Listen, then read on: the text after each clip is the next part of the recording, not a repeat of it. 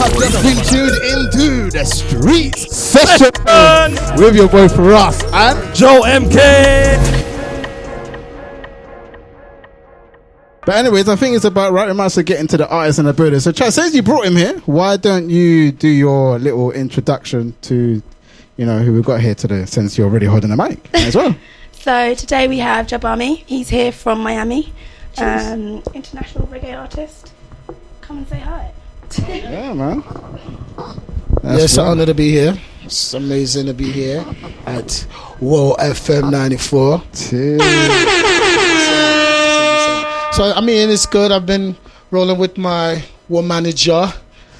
Original Shay. Oh, yeah, you were saying that earlier. Yeah, so, you know what I mean? I put her to the task in London, and then she really introduced me to a lot of the different part of London. Because when I'm here, I'm pretty much on the reggae tip, because my group is Sons of Dub. So we kind of do a lot of dub stuff, work with a lot of people like Lee Scratch Perry. Yeah. You know, have a mixtape with Major Lazor. Oh, for real? Major Lazor as well? Okay. Yeah, Major Lazor. Mighty Crown.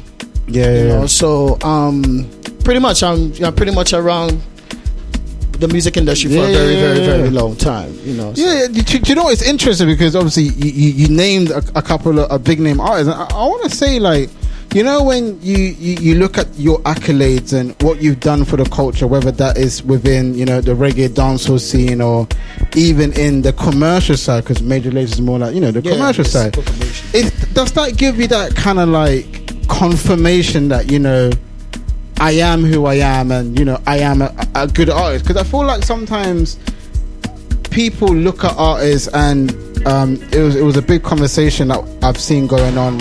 I don't know if you saw, there was a guy called DJ Academics. Yeah, Academics, yeah. Who spoke about old artists being broken, dusty. I think he tried to explain what he was saying, but it's just how he said it. Yeah, you know? I know what he was trying to say, but I feel like it was an interesting conversation to bring out. That facts. There's LL Cool J responded to that as well. Yeah. There's so many people in the game who brought so much to this culture, but aren't getting that kind of recognition. I mean, we could start. I mean, there wouldn't be hip hop if it wasn't for DJ Kool Herc. You know what I mean? So Kool Herc is really a Jamaican who really was home watching the vibes with King Jammies and them, but he tuned tables and our artists, and he brought that back to the Bronx, and that's how you get the Kool Mo D and all of them, and that's hip hop.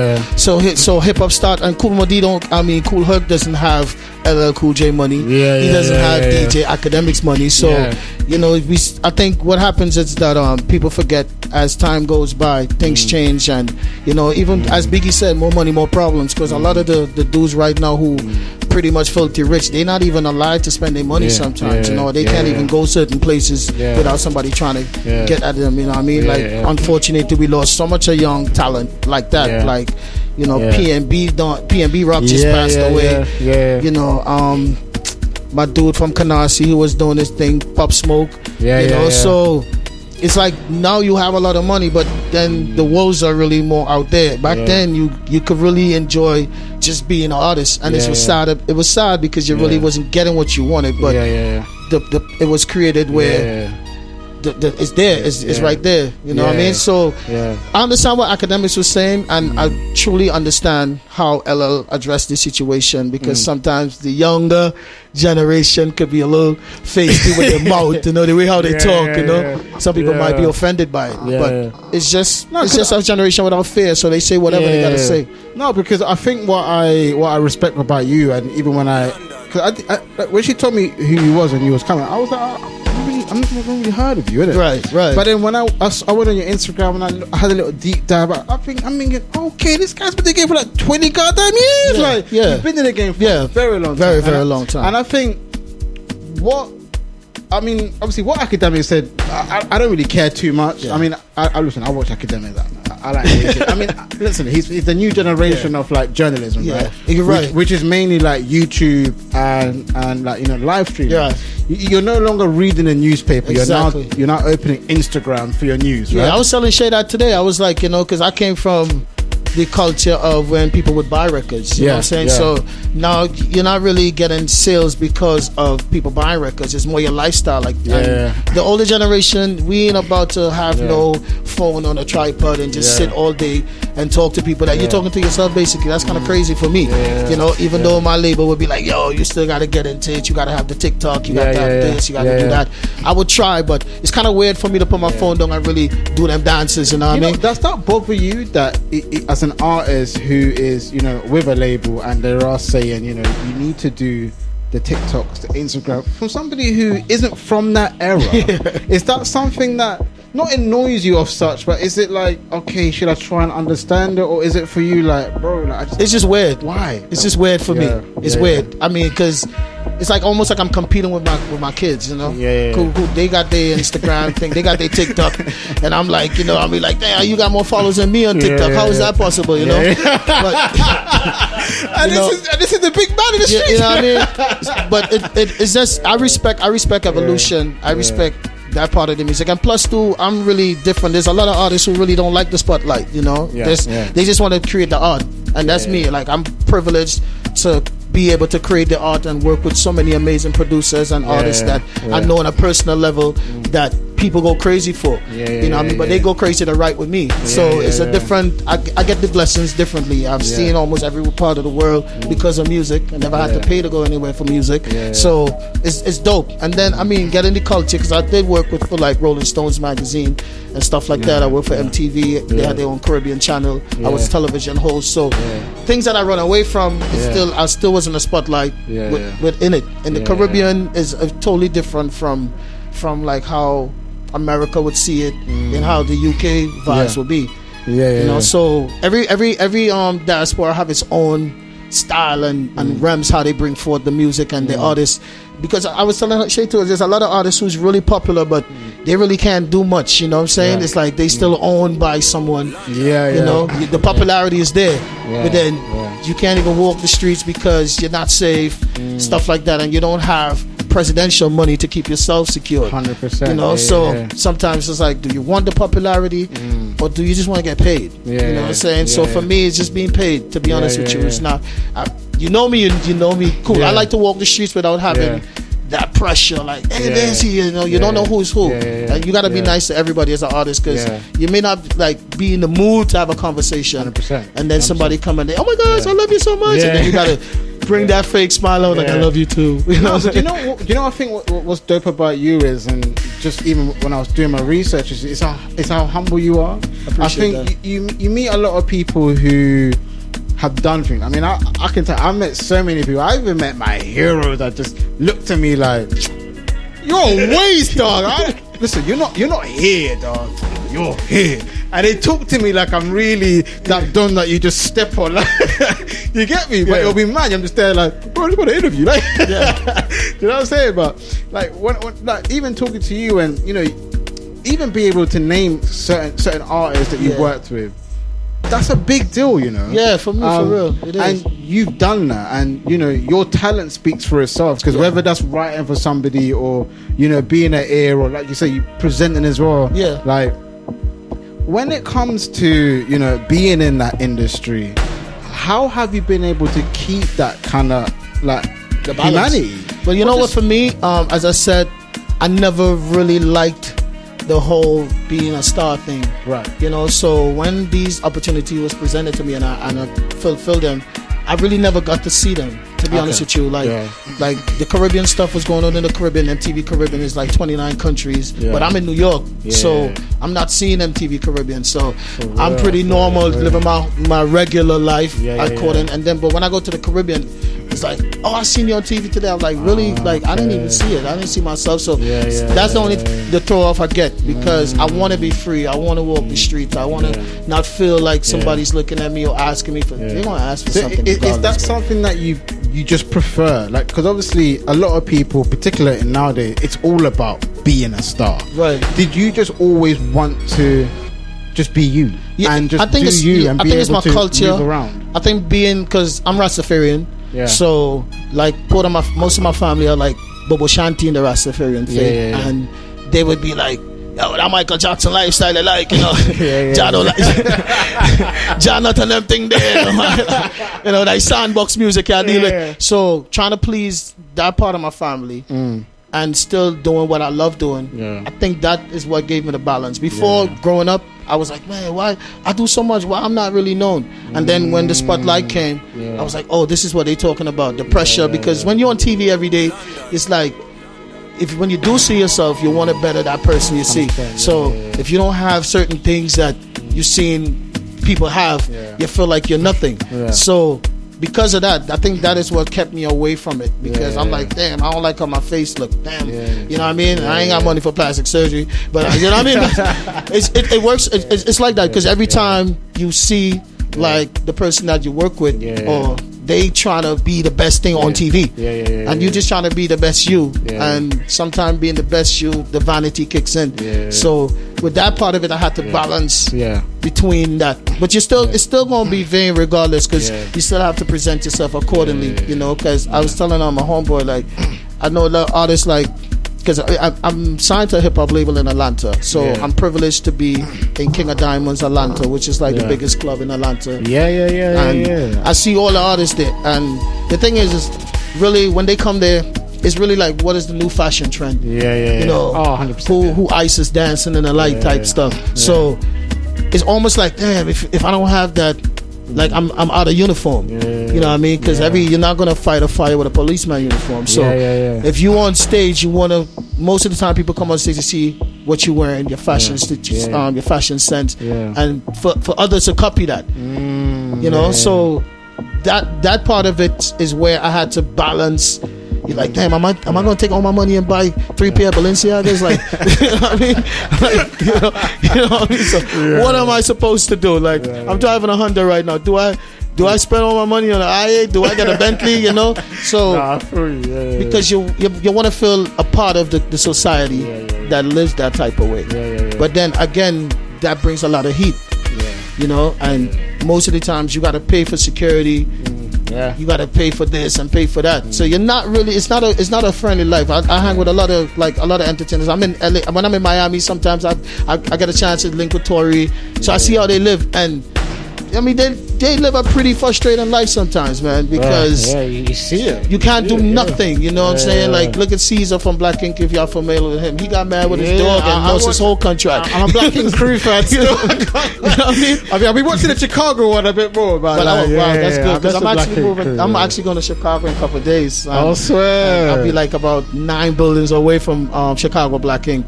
So I already planned. But that kind of lifestyle, when you're on TV every day, you can't even do nothing. You can't be in the streets having a discussion with your girl.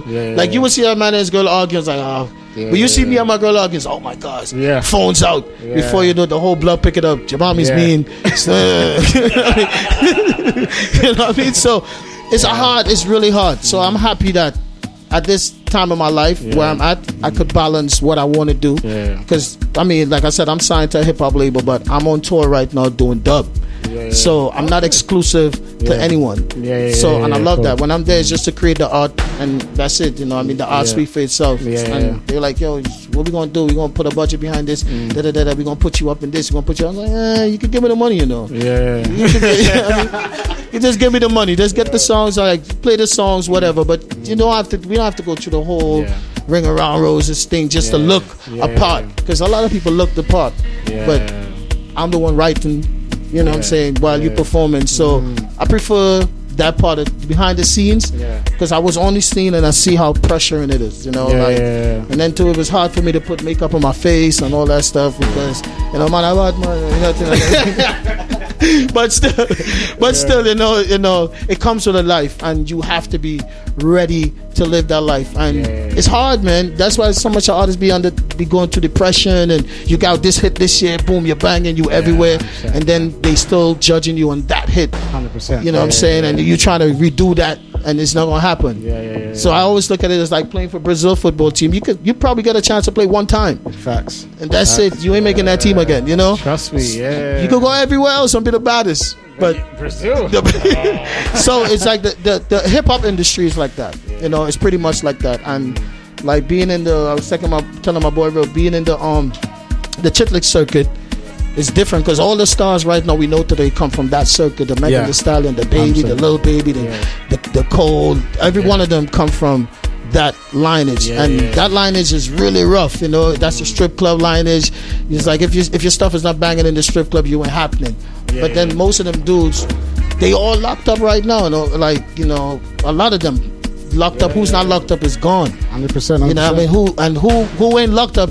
Even though like NBA YoungBoy is like the #1 streaming artist in the world, and he can't even live a normal life because if he walk the streets weird, it's his head. You know what I'm saying? So for me, I'm so happy with the understanding of Rastafari and learning to be humble and not trying to be too vain, even though vanity is there. But I just try to balance it as much as I can. And with that too, I'm privileged to do every type of genre of music. You know, I play the steel pan professionally. You know, I read music, I write music. I went to the university for music, so I look at music different. So you're proper like a student who became the master of the game. Well, pretty much I would say that because I teach music as well. You know, so I enjoy. I try to tell my people is like, you can enjoy that part of it and really live a really amazing life. Like to me, if I was living that life that people assume I should have, there's a lot of people I wouldn't get to meet on a regular level. Not like they lower than me, but on a regular level. 100%. And those are the people that I love connecting with more because I know a lot of people I connect with don't know who I am until I be like, oh, let me tell you what I do. Like, oh my gosh, that's who you is. And you know what I mean? They change a little bit, but before I know you knowing me for me. And that's just what I appreciate on this earth. Like I could travel the world and just visit a lot of people who is just regular people, man. They don't have the 5-star lifestyle, but their lifestyle is priceless because they just respect life and humanity. And for me, once I could bring that form into music, that's perfect for me. That's what I love. No, I respect that. And do you know what? Something I wanted to ask you, obviously you being from the States and stuff, is talking about like, you know, the dancehall like reggae scene right now. We're seeing obviously Spice moved down to do Love and Hip Hop as well, to get her little shine in the States. I think it's Love and Hip Hop Miami. Atlanta. Yeah, she's in Atlanta.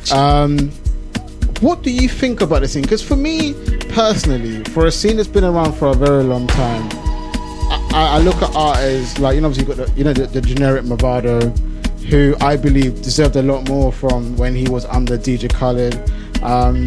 You can look at Vibes Cartel. Unfortunately, obviously he's been in jail for a very long time, so it's hard for him to like kind of progress further. You got Popcorn, and he's still the #1 streaming artist in the world. Still #1 streaming. Popcorn obviously did things with Drake. Do you feel like, cause a lot of people nowadays keep talking to me as if dancehall isn't where it used to be in like 2003, especially in the UK, because right now all I hear is Afrobeats is now taking over, but Afrobeats has only literally been lit for 2-3 years. Let's just talk fact. I'm African, I'll tell you right. We've been lit for 3 years. We have not been lit for 20, 30. We don't have a Bob Marley. No one can come to me about Africa and tell me there's a Bob Marley. We don't know anyone. You know what I mean? Our hero is Burna Boy, 2 years ago. Do you know what I mean? But I'm just saying, like, do you feel like you guys are still getting that respect? Because a part of me feels like it's not losing the respect, but it's almost like we're shining away from what you've done for the culture. I think, you know what I believe, as I was saying, like with Kool Herc, there won't be no hip hop if it wasn't for Kool Herc. So, and there wasn't even dancehall back then. So like, I think for the African diaspora, whether it be Caribbean, America, whatever, there's always that part where that new thing comes and create more energy for others who couldn't get that type of strength before. So for me, the whole Afro movement is perfect for me, because now it create a lot more for different people, all different black people around the world could tap in. Who's African could tap into that. So all right, like for the dancehall, like, because Afrobeat is dancehall for me. Afrobeat is soca for me. You know what I mean? It's the same thing. It's the same BPM, same style. The thing is, what happened with dancehall is when you start thinking like you have to be Justin Bieber in dancehall, or you have to. That's what strays it a little bit. Like you see the Afrobeat, they're not thinking like I want a song like Drake. It's pretty much Drake want a song like me. You understand? So and Drake speaks Jamaican. Give him a chance. He would sing for it. We were just laughing about that in the car. You know what I mean? He's always doing the. So Jamaicans at that time dancehall, and it created that. Before it was calypso. It was calypso with what's his name, Harry Belafonte won a Grammy for calypso. Now I'm from Trinidad, where soca is the main thing, but they would not see that because again, America only exports Hollywood. So when you're looking at TV and you're seeing, oh, that's what you want to emulate, that's what you want to do. So even with Shensia, like everybody was like, her album is not doing like how it was doing in Jamaica, only because she tried to tap into that light. I want to talk about that. Obviously, if you don't want to, it's cool. It's cool. Like, cool. I know a lot of people don't like to talk about other people's. I mean, like for me, you see, it's for me. It's still. I still work. As I said, I still did journalism. Unfortunately, because that wasn't my plan, but fortunately for me, I did it. So, like talking about these things is to bring awareness to other younger artists because everybody's like, what's the next best thing? You know what I mean? So what's coming now? You know, so I want to jump in that now. I'm a piano. Okay, let me get into that. Let me get on that. Really, you know what I'm saying? Like in the States, I'm a piano is not big. It's Washi from Major Lazer who put me on that. You know what I mean? He's like, yo, because I play the steel piano. He's like, I need you to put some stuff on it. I was like, what is this? He's like, I'm a piano. So I Googled it. I saw it with TXC, two girls from. So I was like, all right, cool. I'm cool with this. I like this. You know what I mean? But it's the same thing. It's like even with Afro beats, like. When I was in Finland one time, like 6 or 7 years ago, when Afrobeat, because you say 3 years, right? Yeah. But I was in Finland like 7 years ago, and I went into this club, and it was, to me, I was like, wow, this is some hard soca. Yeah. And my African brethren from Gambia, he was like, no man, this is funky house. Yeah. I said, funky house, you know what I mean? So, and from that. From there, I saw like people like Timaya came to Trinidad and worked with Marsha Montano. I hear certain songs that was playing in Trinidad that I heard back in Europe from before. So I think that vibes, and then African music is happy music too. Ain't nobody talking about busting nobody's head or So the dancehall took the part where hip hop kind of had to be aggressive and gangster. I feel like dancehall gave people outside of Europe and this or America as a whole a platform to create music, because I think without the Caribbean doing what they did, I don't think Africa would be where we are today. I think what you guys did was say, bro, we're here. And you lot were here, because I remember like when I was in school, everybody who's black can testify to this.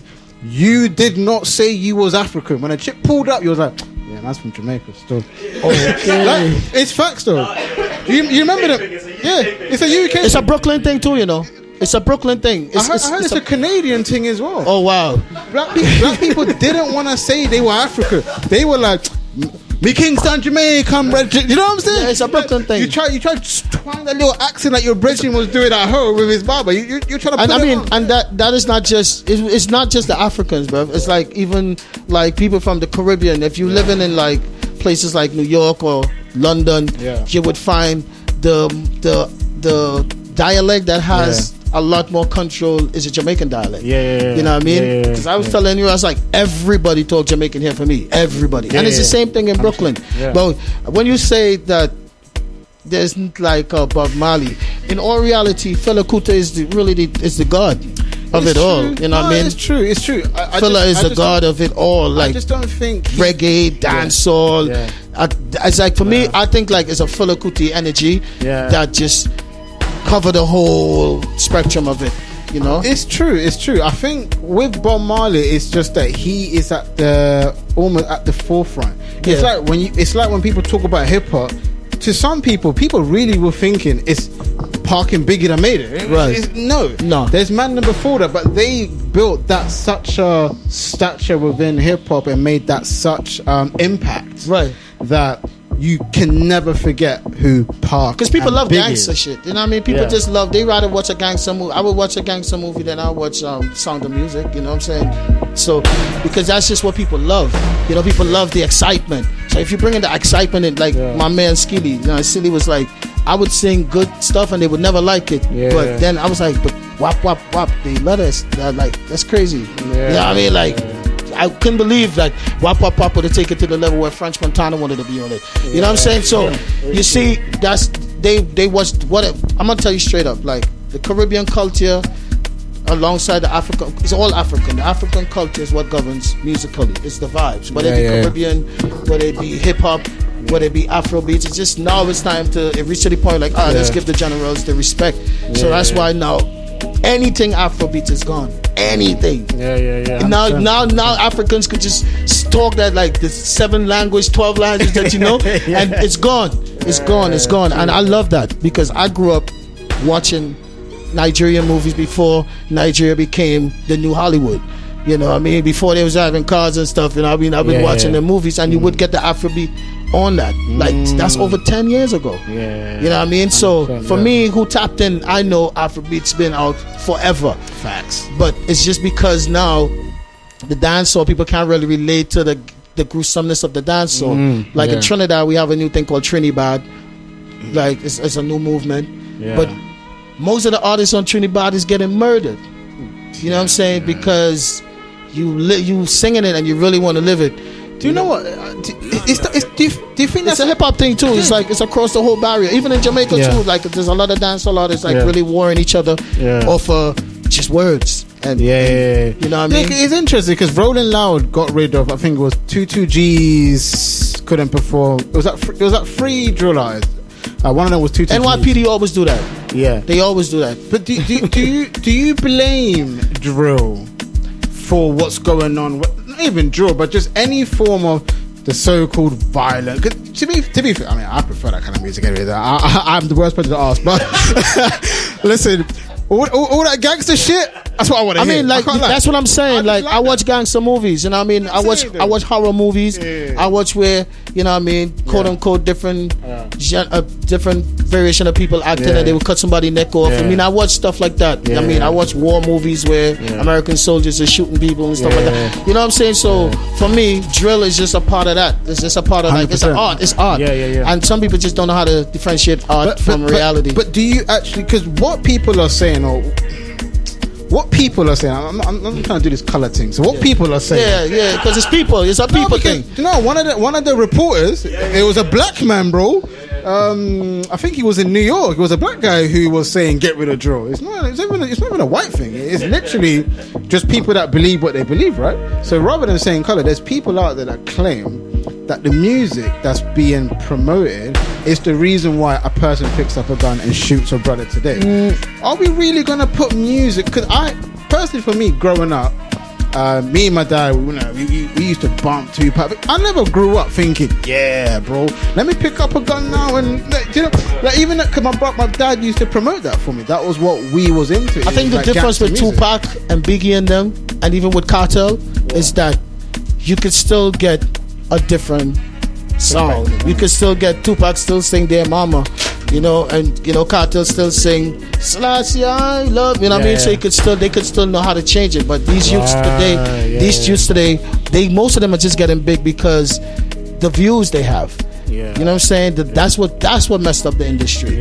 A lot of these promoters like, oh, he got 20 million views. Like, just book him. He's not even an artist. He just has a song that got 20 million views because of his demographic. But to them it's like 20 million views. That means like 20 million people coming to my event to see him. That's true. And that's the problem. When you put artists on just because they got views and they're not trained musically, they're not trained how to live the life. They really live in that gangster life, and they talk it, and then people give them their views, and then you want to put them on a show, and then they beefing with somebody for real in the streets. It brings it hot. So that's the only problem. A lot of these dudes who are really doing this music really live that life because that's what they know, and they just got views on it. It's the views is the problem, you know. It's not really the music, it's the views. You know what I'm saying? The 20, 30, 100 something million views, that's the problem right there. Can I ask you one question though? Like, honestly, if you don't want to answer this it's cool. It's cool. It's cool. Whenever I say this guy's name, it's politics. It's cool. What do you think of 6ix9ine? 6ix9ine. This guy loves 6ix9ine, you know. I love to answer. You see, like, all right, like, he's the first American that might actually answer this question. You know what though? Because I know. No American never answers my question. I got some people that who knows Trey.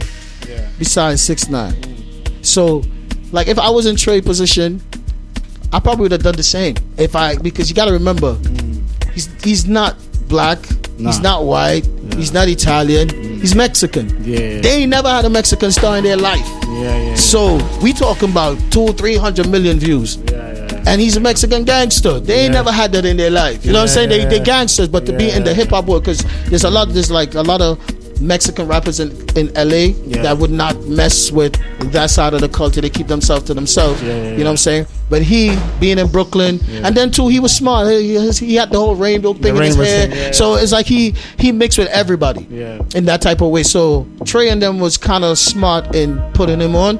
But then they gangsters too, so they try to gangster him. And when you get somebody all that millions, you really can't tell them what to do. I mean, do you know what? It's weird because my view on 6ix9ine is weird because I look at him as somebody who, he did try to do it, but took our culture, took what we're about, and then kind of just played us. And it kind of just reminds me of when Miley Cyrus decided to be a black chick for the day, did a bit of twerking. She was twerking and stuff, did a bit of twerking. Did a bit of twerking for the day.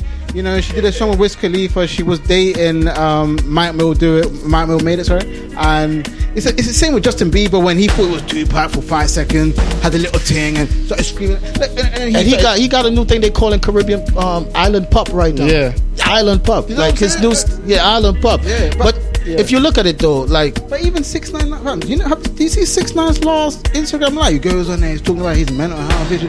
I'm like, bro, you're here because you took our culture, you pretended to be a gangster, and now you want sympathy. And I don't even blame. That's what I'm saying. I don't even blame him because that's really him being a snitch. That's really him. That's their culture. He doesn't know the culture that you don't snitch. He never grew up in that. Do you blame Treyway for giving him that much power? Yeah, I do. Because if you're doing something like that, you got to control it. You know what I'm saying? And then you lost control in it, and now y'all in jail and he's out. You know what I'm saying? So I think they understand that they're at fault. But if you look at the hip hop game right now with the females, even in the music industry, the number one females in the world right now, they all Caribbean. Nicki, Rihanna, Kati, they all Caribbean, and everybody want to tap into that. You know what I mean? That's just the thing, is regardless of what you see, we still really the forefronts of it. You know what I mean? Like I was telling Sean, like me and Sean talking, I was like, yo Sean, I'm tired of traveling to Europe. You know, I'm tired. Like we got all these islands in the Caribbean. How come we not doing festivals in all these islands? We don't even have to worry about snow. Like we could do, you know what I mean? We don't. It's like, why do I have to come in this cold place? You know what I'm saying? But in all reality, we lost all that dub culture and all of that stuff. We don't have that. Nobody building no more speakers. They don't have none of that stuff. Them kids gonna play with a computer and that's it. You know what I mean? We come from toting all them records and stuff like that. So that whole thing is gone. It's like a new thing now, and you just have to adjust it. But I'm like, but how we gonna bring that back to where we could survive on it and not have to leave? And that's a question that nobody could answer. That's an interesting point. Do you think the problem is that once you get hot, in whatever culture you're from, your instinct is to move to somewhere else rather than actually fulfill your ends for, like, let's say I'm going number one right now, and I'm number one in like major country, and then I get a billboard hit at let's say I'm number 80 on the billboard.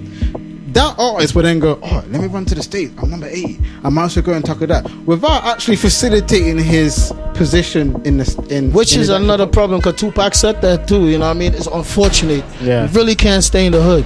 It's unfortunate. I mean, a lot of people tried, and it was not successful for them. You know, like even like Nipsey, you know, he stayed in the hood, and you see what happened. You know what I'm saying? So you definitely would want to move. Because regardless of what, you don't, a lot of people fight for turf. You don't own it, bro. Because when the cops come, you're going to run. You know what I mean? It's not like you're going to shoot it out with them because this is my turf and why you doing here. You know, they got helicopters and stuff. They could drop something on you. You know what I'm saying? So, it's facts. But what about just staying in your country, though? Why do people always feel like they have to leave where they come from? Because I think what happens with that, too, as well, is like, even for me, which being in Trinidad, like I do soca. But I don't participate in the festival activities there because most of these places they control who they want to be stars. Yeah, yeah. Of course. You know what I'm saying? And it's easy, once you could be controlled, it's easy for them to work with you. Like 6ix9ine, he could have been controlled. Because once you cannot be controlled, you would find that you're not going to be there. You know, you want to go to where you could build your own sort of control. Yeah. So I mean, when I lived in the States for a very long time, even though I grew up in Trinidad a little bit, I go back and forth. So I get the opportunity to see why I wouldn't stay in Trinidad doing what I do. You know, because regardless of what, man, it's like when you're too close to the wolves, and you would, the mistake is when you start feeding them and you can't feed them no more. You know what I'm saying? And that's the thing. So but if you could feed with a long stick all the way from New York to Trinidad, it's cool because it's, you know, you don't have to deal with the backlash of somebody watching a car, somebody, you know what I mean? Like even like I was watching Ice-T saying, even with PMB, Ice-T was like, look at Snoop, look at me, look at Dre. We don't wear jewels in LA. But they know the rules. You know what I mean? 100%, they would love to live a certain type of life and do that shit, but LA's different. You can't, wherever you live, you have to know the rules. And some people really don't want to live by the rules of where they live at, so they move. You know, Tupac told me that straight up, like, bro, I'm out. Like, I'm not staying in my hood because they gonna get me. Chinks, the other dude, like, who used to work with French Montana, like, he just went back to Queens just to chill. Yeah, because he did just a tune, to chill. He did a tune with Krypton Conan. I remember it was literally a week after the video. He just went to Queens just to chill and never left Queens. He left in a bag. You know what I'm saying? Because you got old beef. You know, like you got old beef and then you change your life around. Did you hear about LAPD when they came out and said that they advised people that they can't keep anyone safe? It was a story where one of the main, see, I don't know what you call it in the States, but it was he's like the main guy, like, not a sergeant, that's more army thing, but like he's the main, he's not a sheriff, but he's the main guy, like commissioner officer, that's it. And he says, oh, it's like the purge, but the difference between the purge and the streets is 365 days. We have to do this every day. The purge is one day. Even in Chicago, because I'm leaving to go to Chicago in a couple of days, and I'm a bit nervous because Chirac is no place to really be, and the drill music is really serious there. It's like, all right, even in Florida, like most of the times when they writing songs, those songs is not for the radio. It's not radio songs. Like a lot of songs that the radio play only because it's popping in the strip club. Again, they got the millions and millions of views. It's not for the radio. So a lot of these people to blame is the people that program these people to love these things, because it's all programming. I used to tell people like, man, we live in a world of programming. People see me and think they know me because they saw me on TV 3-4 times a day. So they really think they know me. So they like, hey, what's going on? And I'm like, I don't know you like that. But when you program people to something that you think is popular, and it's not really healthy for their mind. So the ones who are in charge of the programming is really the ones to blame, to be honest with you. It's not the artists, because you playing songs where a dude saying, I'm smoking on Pookie, and he know he shot Pookie. You know what I'm saying? So that's how King Von died. You look at this dude, because I live Atlanta. I live LA, I live New York, so I live in the heart of all the crazy. And they are talented musicians. Of course. But most of them think it's code sending. It's not for the radio. It's not for the radio, but it's hot in the streets. And you don't want to be driving as a DJ, passing somewhere, hear something banging, and like, I don't have that. I mean, I'm gonna be the first on radio to play that. You know what I'm saying? So it be that. It's a perfect example of like Will Smith, right? Somebody who is basically in hip hop corny because he doesn't use curse words. I don't curse. Or he doesn't. That's his main thing. He's like, I did it without cursing, but no one in hip hop wants to hear it. Nah. When hip hop jumps on a beat, it's better be from a movie, dog, because if it's not, like, we don't want to hear it. And the thing is, me and Ro, we was talking today, and I mean, I would be careful how I say it because I know I'm on the radio, but I was breaking down. There's 4 types of black people in America. There's the African American, there's the Black Americans, there's the Negro, and then there's the nigga with the GA. You know what I mean? Not the ER. So if you gotta. The ones that really feed the culture is the ones with the GA. That's everybody love their aggression and their gangsterism because it sells. Like you see with 50 Cent all day, he's like one of he's very good at directing movies and good. He's making money, but Oh yeah. you look at his Instagram page, the nigga is there. You know what I mean? It's not gonna leave. You know, it's there. It's like Facts, he's yeah. never gonna be an African American. He's never gonna be a Negro. Yeah. It's hard for him to be a Black American. So he's a nigga for life, and that's what they love. That's the sell. That's the culture. Because I was telling even shit, I was like, I'll be in my crib, listen, I'm here. People told me, nah, nigga, you wasn't there. And you look outside, it's not Black people, bro. It's like two Jewish kids calling each other the N-word. Yeah. And it's cool for them. You know what I'm saying? Yeah. I'm here. But I know it would be cooler if they think they could do it with me and you hanging out. Like, nigga, can I say that? Like, no, you can't. Yeah. You know, so it's a power thing. Just a word. So if you know you are that, and you could use it however you want to, it's a respect. Like Future is that nigga. You know what I mean? Of course. You know what I mean? Oh, you know, so Future. and that's niggerism on a level. You know what I'm saying? If you know, and I'm being real. Yeah, like it's facts, though. It's facts, for though. me, I have no problem being that because I know it's a fear in America when you see me. And my niggerism is up. Yeah. You gonna give me that space? I don't care if you cross the street and you clutch your purse. Do that. You know what I'm saying? Do that because I'm here. You know, so it's a power.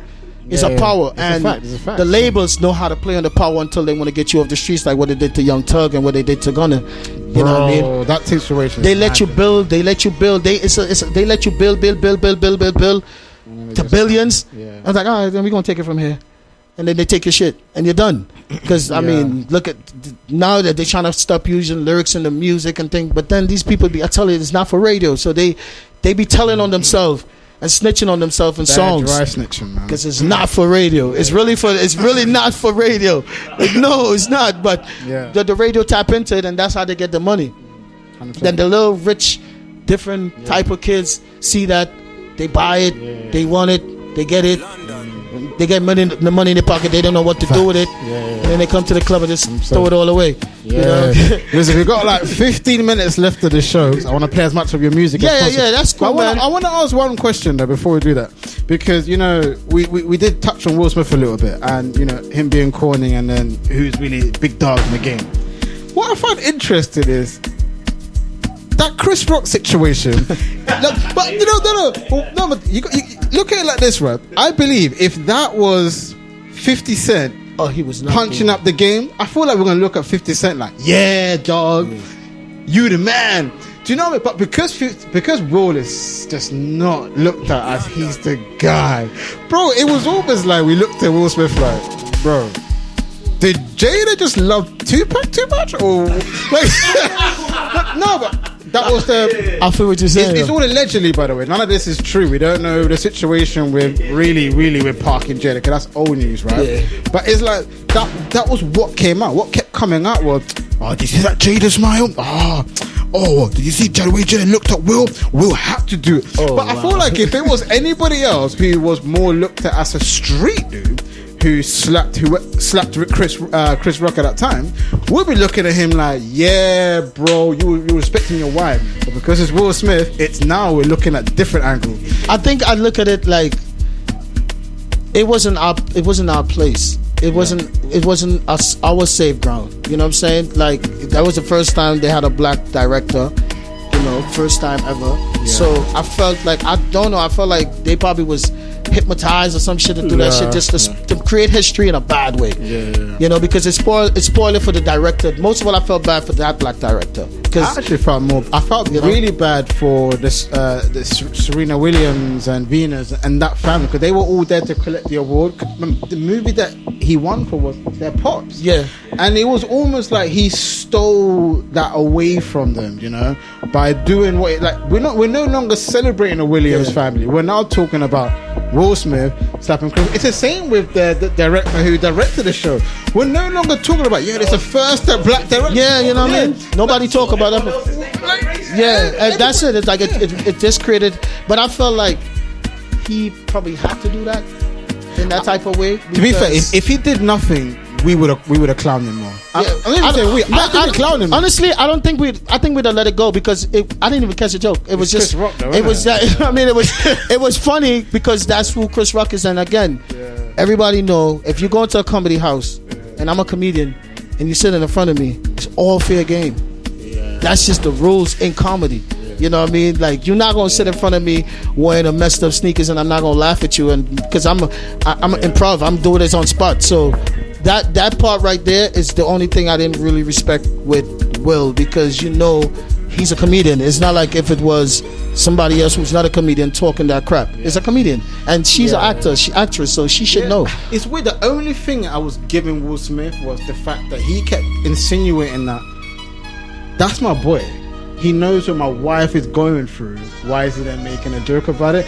That's the only thing I can give him, because I can imagine if I'm on stage and, I don't know, my wife lost all her hair, I don't know, whatever the situation, and then he goes and starts busting jokes about it, I might look at him a bit like, bro, you're supposed to be my boy. Yeah, I feel like if it was any other comedian, I might be like, alright, cool, whatever, let me just hold this L. Yeah. But it's my boy. Oh, just wait until after this. Wait until after, though. Fight it out of the back, because I've been seeing a lot. I see a lot of fights backstage. I ain't gonna lie. Yeah. Like, they would go out, collect their awards, and then they come backstage and somebody act funny. Like, even we was just talking about August and Tory. Oh yeah. You know what I mean?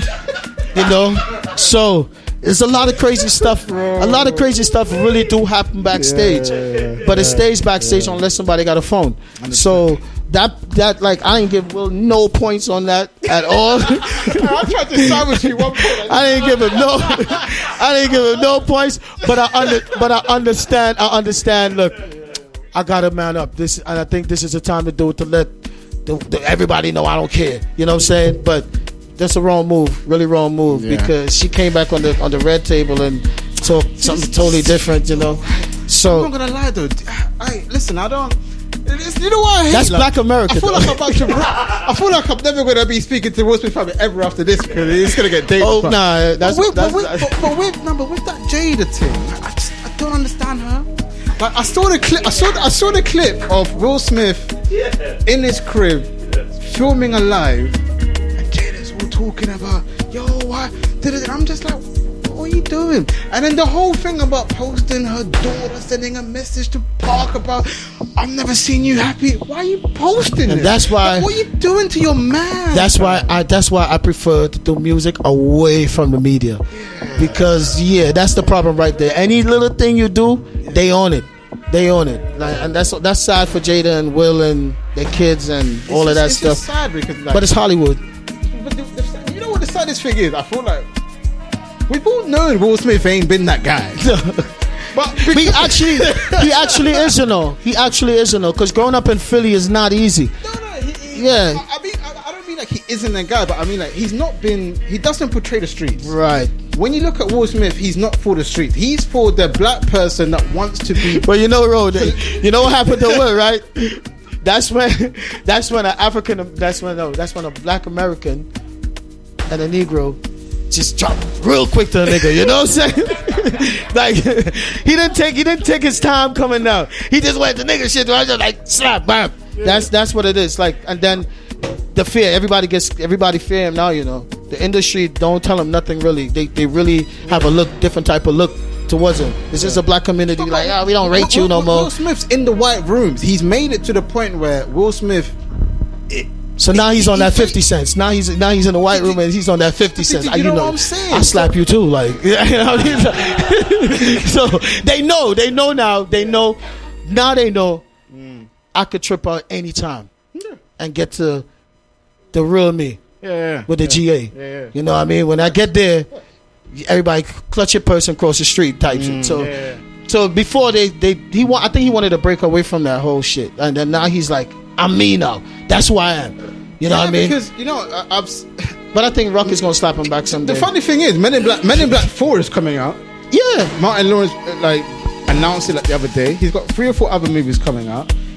And it's interesting because he quit the board of Oscars or whatever that kind of room is called. Yeah, they give him 10 years suspension or something. 10 years suspension. He's now launched his own studio. That's the plan. He's basically now going, you know what, Tyler Perry, man, why go on, G? I need that connection now.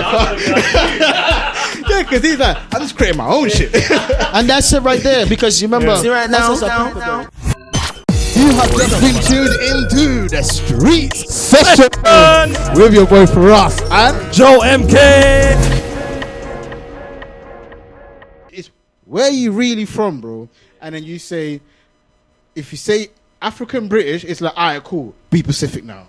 Right. Then it's Nigeria, Ghana, whatever. Yeah. But in the States, I don't know. You can tell me. Nah, that's facts. It seems like it's just African American. Okay, cool. That's And it. If you didn't grow up with your parents, you'll never even know That's it. where the rest of it goes. And I think too, because I think it would be a scary thing for like if they see like a mass migration of black people leaving America, like going back to their roots. That's scary for them. Really scary. Yeah, that's scary for them because again, they're gonna lose everything. Right. Yeah. I'm waiting to see a white Afrobeat artist. Like it's coming. You know what I'm saying? It's we've coming. got white yardies, so we're definitely gonna get it's coming because you know it's just and it's nothing. Afro. It's nothing bad with it. It's nothing No, bad it's with it. It's nothing. just like, can we just have something for like 10 more minutes? You know, do you know what it is? Like, I 10 more minutes more, and I give it to you 6 times. I promise. you know, it's mad because when it comes to the white yardies, there's like a few. Obviously, the guy that owns Wagwan, Tugger, right? he's a white yard. Nice, humble dude. We met him at Young Sabres event. He's a cool dude. Obviously, when he does his thing, it's lit. But I feel like I'm still trying to understand because they switch it on and off. Yeah. Which is what Jamaicans can do as well. I know that you can find a Jamaican, whatever in the Caribbean, right? They can sound hella British, but then when they switch it on. But I feel like when a white person does it to me, It feels weird. yeah. Almost offensive, right? Yeah. Yeah, I feel what you're saying. No, I had to tap into that. That's what I mean. Like I'm scared. Like that's why I say I'm scared. Like I'm scared. Like I don't know if you're offending me. Like what are you doing? When a nigga does it, it's like, all right, bro. You know, I respect it. Yeah. You can mingle. When a white guy does it, and I'm like, all right, you told me you lived in Jamaica for like 20 years, cool. But I would rather just never hear the white side. Yeah. Like just don't show me that you can do the Queen's English thing. Because as soon as you can, I'm looking at you like, bro, I don't know if I really fuck with this anymore. Like, yeah, it was cool to hear your backstory. Your parents took you to Jamaica. You lived there for 20 years. It's lit. You might even be part of Ray and Nephew. I love to hear it. But don't tell me you can still talk like you're white if you lived there all your life. I just don't want to hear it. You know? Yeah. And to me, I'm worried that it's going to be that one white that comes out of like Ghana, Nigeria. He has the full-on accent. And then as soon as he's talking to, I don't know, King Charles now, because that's a new king of the England, right? He doesn't even sound like he was even from Africa. Do you know what I'm saying? Because South Africans are the only ones that I don't care about. Because them man, they are like Australians, English, stay. We don't care about that. We don't care about them African niggas. They're not African. Your parents just moved to South Africa, whatever. But it's gonna be that one Don, yeah, that literally lived in Africa all of his life. But for some reason, he can still sound more white than we who was born here. Yeah, you know what I mean? Like I have friends like that in Brooklyn on some real. I do have friends like that who could really talk that high class English, I call it. But sometimes I do need them, man, because sometimes I do need them. I'll be honest with you. Like, because, I mean, like until I'm not in this side of the world. You like I'm saying, like once I'm on this side of the world, it's not mine. Yeah. You know what I'm saying? Like there's like I have this white boy friend in Brooklyn, like this broke ass nigga. I love him. You know what I mean? but what I love about him, I could give him a shirt, put on a jacket on him, put a pants on him, and we get business, bro. Facts. It's sad. But it works. True. You know what I'm saying?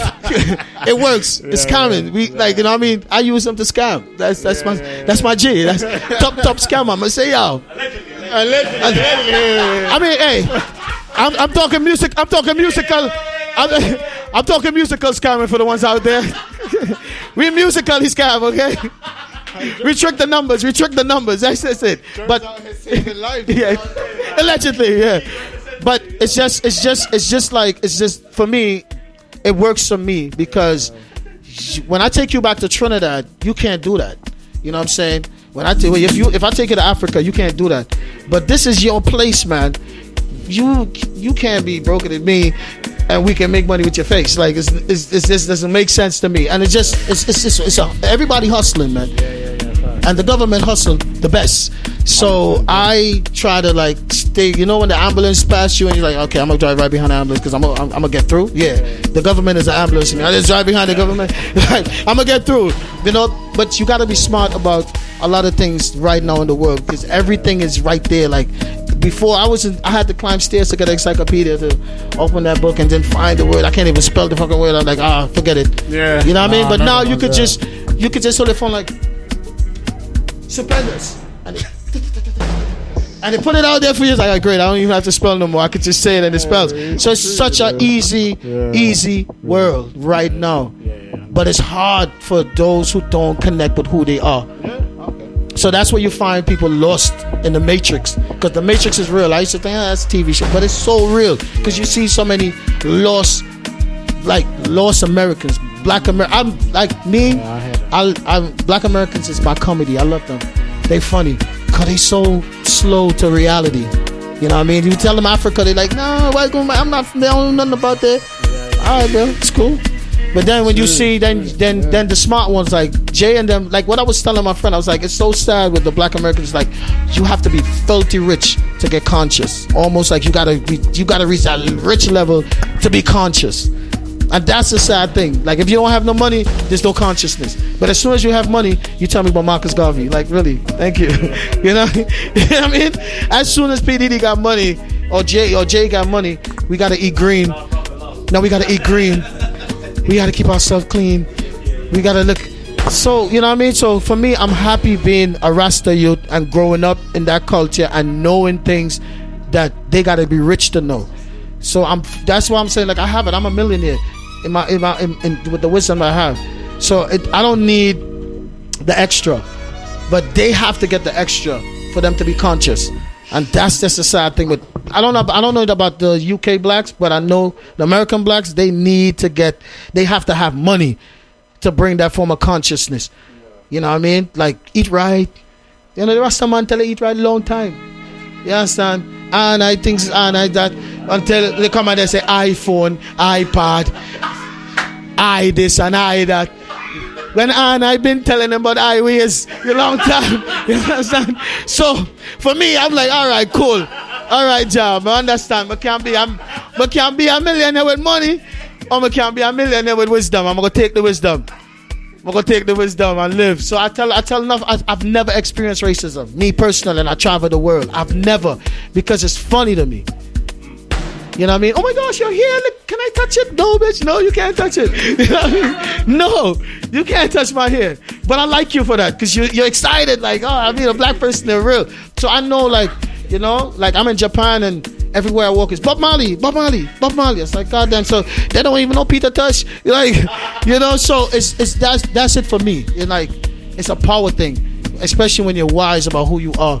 It's like you can fit in anywhere and everywhere, and you make the wealthiest white dude feel like, damn, I ain't got that kind of money. You know what I mean? Because the wisdom, and you ain't got that kind of money, friend. You know what I'm saying? You don't need Jay-Z type of money to get that kind of wisdom for a black dude. You know what I'm saying? Which is sad. So I love the fact that Africa is running the whole shebang.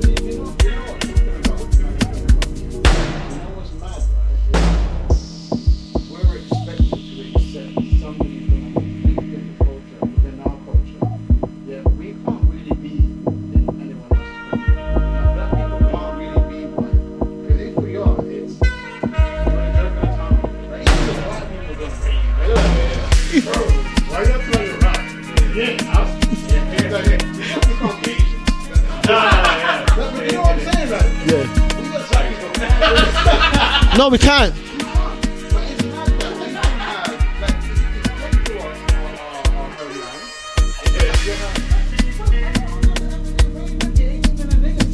No, it's not. It's Italian. Yeah, Italian.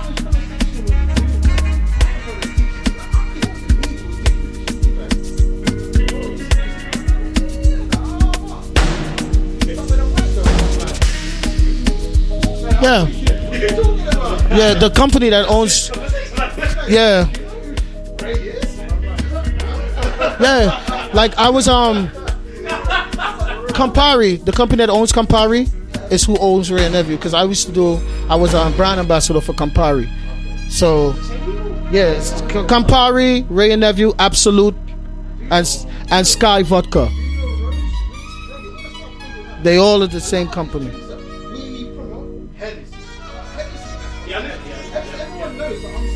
Yeah. Hey, don't talk about Hennessy like that.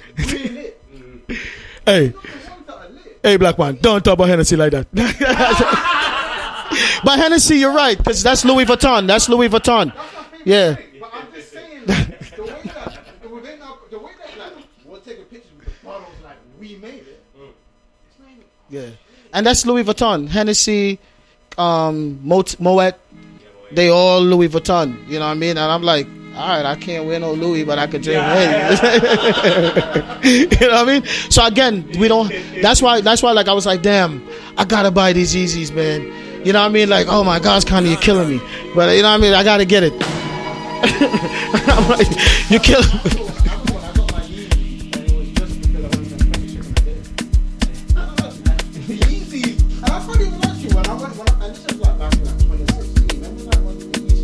Yeah. Yeah, the black and white. Yeah. When I came out of the camera, she looked at my feet. She was like, "Oh, you got Yeezys." I was like, "Man, you know." I can't lie. That might be the only reason she came to my bed that night. Because ever since that day, she was trying to go to the shop, some Gordon Ramsay restaurant shit, and I'm like, "Nigga, I'm broke." Yeah, got me some Yeezys though. And I can't even count. I didn't even pay for the Yeezys. What? It was my birthday. It was birthday money. It wasn't mine. But the girl didn't know that. So it looked like I really jumped out of the cab like I was. But you see, Yeezys came and like, the reason why I love Yeezys is that I really like Jordan, but after a while I realized Nike's not gonna let it go. You know what I'm saying? I was like, Nike's never gonna let it go. So where are we gonna have our own? Where is it? You know what I mean? And then Kanye, I was like, all right, cool. I'm not gonna wear the shirt that you rip up, Kanye, and I'm not gonna wear the shirt with the holes, but I'm gonna wear the Yeezys. I'm gonna support that shit because I know this is fully black owned. Like, it's like, I mean, Adidas still has their own thing, but the way how he snap on Adidas, I never see Jordan slap on Nike like that. I never. That's, you know what I mean. The way how Kanye be spaz on Gap, he just spaz on Gap. Was like, you know what?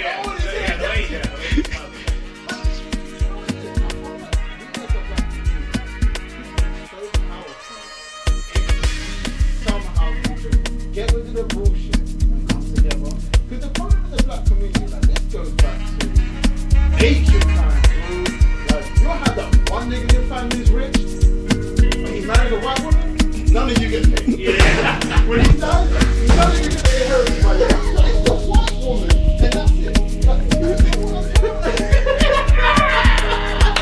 Can we talk about this? It's just legal. I'm in the UK right now, man. I don't know what's going on. In America, they're the big cut me off.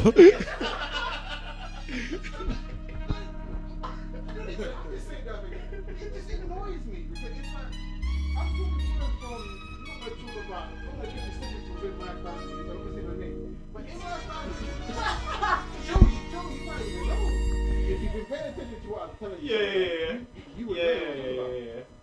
My guy was head of businesses, rich, bare peas. None of us get paid. Like, none of us are in the will. None of us. He's waiting for that nigga to die too, you know. He went to the well.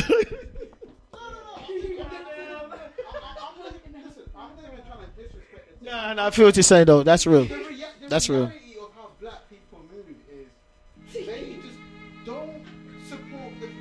But it's programming. One of my best friends at 16 years old owned 3 corner shops. London. Did he ever show up?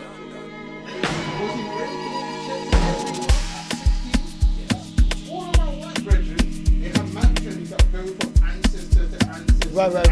Right. They get their first cars and gifts when they're 18, 19. Like, black people is like, whenever you hear about black man, it's never the family that's eating. It's never like they have to eat. I'm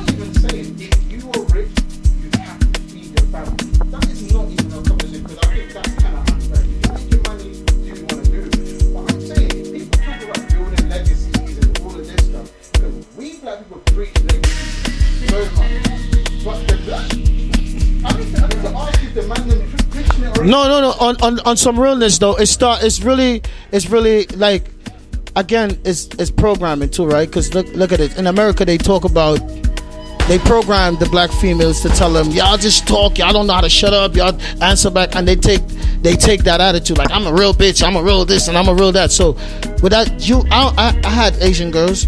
None of my Asian girls ever told me I'm a real bitch. Like it was never that kind of conversation. You know what I'm saying? Like, I'm a real this and I'm a real that. So they program these females to be a bit tough. Yeah, New York shorties are the toughest I know, right? So you don't wanna. It's like almost like you're scared to be with your own. Yeah. But then even for me though, like, why we don't have the businesses home in Africa though? That's the place. You know what I mean? That's the place. Like, I don't think I could ever own anything in the UK, in America, until they come try to take it from me. Like, even Africa, like the way that we're brought up is very selfish. Like all our presidents and kings, queens, or whatever goes on in any African country, they steal it. They steal from the poor, make the poor even more poor, and then like the rich who are rich are just supporting that because they don't want to be broke. So they're doing everything they can to keep this one dude happy, and this dude is like, alright, cool, you know what, you might keep your peace, I'll just steal from the poor. And everyone's accepted that, and I think that's our problem. The problem is we've accepted corruption within our community to the point where, listen, we make jokes, Nigerian local scammers. That's a joke that white people are even making on us, but we've accepted it. We've accepted that Nigerians are local scammers. So when a white Steve walks down the road and goes, where are you from? Nigeria? Haha, you're a local scammer, right? We're laughing at him. But we've gave him that ability to laugh at us because we're not trying to create anything that makes us look better. So I'm the first one who created a white scammer, huh? I feel proud of that. I feel proud about that. I feel proud. I feel proud about that. I can't lie, I wasn't even ready for that one. So I was not ready for that one. I feel proud about that. That's great. Because I mean, like, for me, like Marcus Garvey, like, I follow Marcus Garvey teaching heavy, you know what I mean? Yeah. And Marcus was like, take everything from the West and go build the East. Take everything. Yeah. So that's how I live. That's my mind. That's my mindset. Like, I'm taking every fucking thing. Yeah. Everything. Everything. What you giving me? Because I'm not staying here. I don't want to be here. Yeah. And the more I don't want to be here, you're giving me stuff to keep me here. 100%. But I don't want to be here. I would never want to be here. You know what I'm saying? So I think that's a mindset most don't have. It's like people just, I want to be here. I want to fit in. Where? Yeah. The lady who just passed away, she owned every fucking thing. You know what I'm saying? It's like, where am I going to fit in? If I can't own 2 or 3 buildings in this, I'm not trying to be here. But I could go home and create a couple buildings if we have the strength, because there's land, there's money, there's concrete. So it confuses me when black people are so proud that they're rich in America and black people are so proud that they're rich in UK. Bro, you have businesses in Africa, that's because they take everything from Africa to build America. So what are you taking back? So that's where my mindset is at. Like, I don't care. I don't care about nothing in the UK. I don't care about nothing in America. I love the UK more than I love America because I'm closer to Africa. That's the only reason why I love the UK. Because I can hang with people like you. I can hang with people like you who could tell me about my peoples that I don't know shit about. In America, nah, bro, I don't care. Like, I don't care. Like, I mean, like, and I've worked in a bad guy this way. No, cause we talking that shit. I don't care. Like, I might just what I'm gonna do. I have a baby being born tomorrow, right, in America. Like, shit like that. That's what I do. Y'all gonna take care of my kids regardless, and then I'm gonna train them to go back home. I don't care. You know what I'm saying? On some realness, like, feed them, because whatever I do, y'all think y'all own my kids from a sign of birth paper. That's your property. So feed them, but I'm gonna give them the culture to know this is not our place. It will never be our place. Don't settle here. Don't think you can really settle here and make a living make some money. But that shit is like 100 times more when you flip it back and you give other people a chance to work and stuff like that. So that shit confuses me. Like, how we don't own buildings. Like, how, like, I've seen footballers like Drogba. Oh, did you see that shit about O Block being sold? Bro, Take another one. Hey, nigga. Exactly. It's not even by black done, fam. Oh my. You know how many people died protecting Old Block back in the... You know how many black dudes, young dudes, who never made it to 21 protecting Old Block? And we don't even own it. And as soon as them... He was barely. He was like 16. Fam. So, again, it's the same thing. We could never... Even with talking them, Atlanta, we own Atlanta. Bro, they just want you to... All you sang on the rap lyrics is like, I shot his mom. And they're like, okay, we stuck him up. Rico, he shot his mom. He was there. Let's lock. You know what I mean? So, like America, I don't play like. That's why I don't feel racist. I think I'm more racist in America than, like I tell you straight up, like, do you know how much melanin costs? Like, what the fuck is wrong with you? Don't be touching me like that. I'll be on the bus. I'll be on the telling them shit like that. Don't rub on me like that. Why you rubbing? Why you rubbing on me like that? You trying to take my shit? Like, what you doing? Oh my God, I'm so sorry. I didn't mean to touch you. I'm so sorry. I didn't know. You're not sorry. You want to touch me. You know what I mean? So I get people. I stay on my nigga shit in America all day. Like, I stay on it. Like, I respect niggas. I like African Americans. I like the Negroes. I respect. And I mean, I understand they have a plan. You know what I mean? I see the plan. I get it. But you gotta know when to switch it off. You know what I'm saying? It's like the real nigga shit is to take everything and get out of here. You know what I'm saying? And that's what they scared about. Mass migration. If everybody's like, you know what, fuck it, we going today. Today's a black day, we all leave. I don't care. We gonna find somewhere in Africa to live. It's done. It's done. It's done. That's really what it is. Because most of the baddest engineers in the world and designers in the world and computer analysts in the world is from Africa right now. And they give you this special job like, oh my gosh. But then when you see the shoot man, he built that shit out of garbage, bro. And that shit is powering lights. That's a genius. And then you're gonna give him a job in NASA. Fuck NASA. We could have our own NASA. You know what I'm saying? Like, I know. I couldn't into the ticket. You know what this gives me? This is a good segment. I feel like I keep saying we're gonna leave, but we've now gone over the show.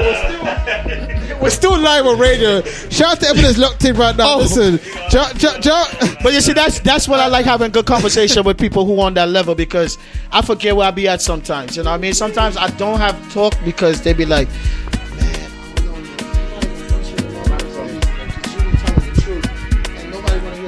I'm like, yo, the truth is the truth. Like, until we decide we're not staying here, like, that's just it. Like, I told myself, like, I told myself, look, as soon as I'm about to leave America, some good shit is gonna happen. And I don't want it. And it happened. They gave me a fucking Bentley. Like, I would never do that shit. I would never. Furthermore, I'm driving somebody's name. Like, I want a Bami. Like, and the only way I can have a Bami is when I go to Africa and get somebody to help me build a Bami. And it's gonna be fast as fuck. You know, you're driving a Bami now. I never cared about stuff like Ferrari, Porsche, none of that shit, because that's your shit. I don't care. I'm proud of my Yeezys. That's it. I'm proud of my Yeezys. Any other, I used to wear my Sean John heavy. You know what I'm saying? I used to wear my Rockaway heavy. My Fubu heavy. And look at them shit. Them shit ain't last as long as Gucci would. No, but P Diddy pulled back Sean John though. So but you see, the thing with Diddy though, it's like it's like Mr. Love, man. Brother Love. You see, that's what I'm saying. They have to have money. Diddy doesn't need a respect. No, Man had what was it? What was the artist that we used to write for him now? It wasn't Nas. It was, I forgot his name. I know he's. I forgot the name. Oh, Shine. Let's Shine. No, there was another one I used to remember that. Loom. Oh, because all them people, everybody who was on the Diddy label felt it. Nobody from Diddy's label, apart from Biggie, apparently. apart from, I mean, and as soon as Biggie passed away, that's when Diddy really got his fame on some realness. You know what I'm saying? I'm like, they never even solved that shit, but I could solve that shit myself. I don't need no. Oh yeah, by the way, if you don't have to answer this, but I'm gonna answer whatever you want to ask me on that mic, bro. Okay, all right. This one might be different though, because we're talking about ghostwriting now. Do we believe in Drake Sweatshop? I believe in Drake Sweatshop. Are we going to hold Drake accountable for I do hold him Party Next accountable. Door, fam. Because I feel so sorry for him, fam. Did you hear the version of work? Drake made him. Well, this is what he said. He was like, he made work, sent it to Drake, and then Drake sent it to Rihanna, and then because it's Party Next Door's thing. Party Next Door is a crazy. Have you not heard the original? No, I didn't hear the original. No. Party Next Door is that dude. Party Next Door is that version dude. is actually better than Party Next Door. snap. And Yeah, is he yeah, African? Yeah. Is Party African? Is Party Next Door African? Is he? Because Party Next Door, his style is totally different from a lot of people. It's really rooted. You know, so I was kind of trying to figure out where he's from. But Drake, on the other hand, Toronto is different. Canada is different. Yeah. The Jamaican culture, as you say, it locks Toronto. It locks. Yeah. You know what I mean? Lock it. All them So Brampton mans. Yeah. and I mean Drake is not. Yeah, he's from Toronto. See, I almost forgot where this nigga from. So From T that. So he knows they all need to appeal to the black community. Yeah. That's their appeal. They have to. Like, black people love me. I'm nice. Yeah. Like even Iggy, you know what I mean? Like Iggy ain't gonna date with no regular dude. She her body's set to be with a black man. Like I got this black body. I need. You know what I'm saying? Yeah. So it's really in this. That's why I love being black, man. Oh yeah, Quentin Miller was the Quentin, one. that's a dude. Oh, okay. Yeah. Quentin. Because he helped with the Meat Mill beef track. Nas produced the beat. Quentin Miller was Nav Nav produced the beat. on both sides. Like even like I was disappointed in Meek though. Like you're not gonna disrespect me like that, and then I come back doing this. Back to work, we go. Like what the fuck is wrong with you?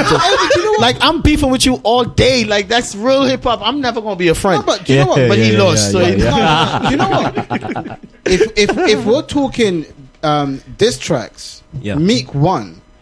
If we're talking wordplay, certain words, or should we say like there's certain word, I don't know, because with the Pusha T shit, Pusha T only won when he brought up Adandas and all that shit. Then that was a checkmate. Yeah. In terms of the tune, because Drake drops tune. Nicki Minaj tried that with Remy Ma. You failed, can't lie. that broad shit or whatever you had Lil Wayne and Drake doing, and it was in London. No, it didn't work. But Drake will drop an anthem as a diss track. You just be there like, it got nominated as a Grammy. Have you ever heard of a thing like that? That Meat Mill. If we're talking street, street shit. Yeah. Meat Mill's what? Fam, Meat Mill dropped. It's like when Joe Budden dropped like 10 songs on Drake. Fam, Joe Budden destroyed Drake. But do you know why Joe Budden lost? Yeah. Because Drake doesn't need to do that. Drake doesn't need to drop on some real shit. On some real shit too, man. If you're not connected with the alphabet world, and I say that professionally, the alphabet world, like the LBG, all that stuff. If you're not connected with them in some type of way, you're not gonna make money. Facts. You know what I'm saying? So with Drake, he's pretty much alphabet. You know what I mean? No, he's alphabet friendly. You know what I'm saying? Yeah. You know, not much. Not on some realist. Not much artists. Like I'm just accepting the vowels and shit. You know what I'm saying? Because I'm now learning to accept that shit. I'm not against it. You know what I mean? Do you, whatever you is. Be proud of who you is. But I'm a vegetarian. You're not gonna put chicken in my mouth. You know what I'm saying? And force me to chew it. And swallow too. And swallow too. Like I'm gonna spit. Some part I'm gonna spit. You know? So so if like with 6ix9ine, once you accept it in the alphabet community, you're gonna make bread. You're gonna make bread. You're gonna be alright. Meek and them, the alphabet community, they don't have no place there. Yeah, but you gotta remember, like, Meek didn't need to be accepted. He was from the streets. 6ix9ine had this is the one thing I hate about 6ix9ine. It's not even like I hate 6ix9ine. I mean, I do hate 6ix9ine because whatever. But I don't. I kind of like him. But I kind of like him though. I like him though. I don't. see, my relationship with 6ix9ine, or what I like or dislike about 6ix9ine, has nothing to do with the streets. My like for 6ix9ine is, bro, he found a business model. He was smart enough to find about 100 niggas that was willing to make him their leader. Do you understand? Like, if I walk into Old Block right now, I'm not being their leader, bro. Regardless if I got 20, 50, 60 million, I could never be their leader. Yeah, Trey and them lost right there with that one. Like they wouldn't. Brought in an outsider. And first of all, you have to go through like the kind of like the street thing. Initiation. You might have to shoot someone or whatever. 6ix9ine went through nothing, and when sitting on his arse and TMZ's recording him going, put a hit on sorry my man still. Stupid shit. 6ix9ine did nothing. Yeah. Nothing to be who he was, but became one of the best characters in the latest hip hop movie that hasn't been made yet. I'm telling you, you're right. 6ix9ine movie. When 6ix9ine the movie comes out, and it's not even like it's not a documentary. It's just a movie. 6ix9ine is gonna be the best character of. I mean, it'll be better than he's basically the Joker without being the Joker.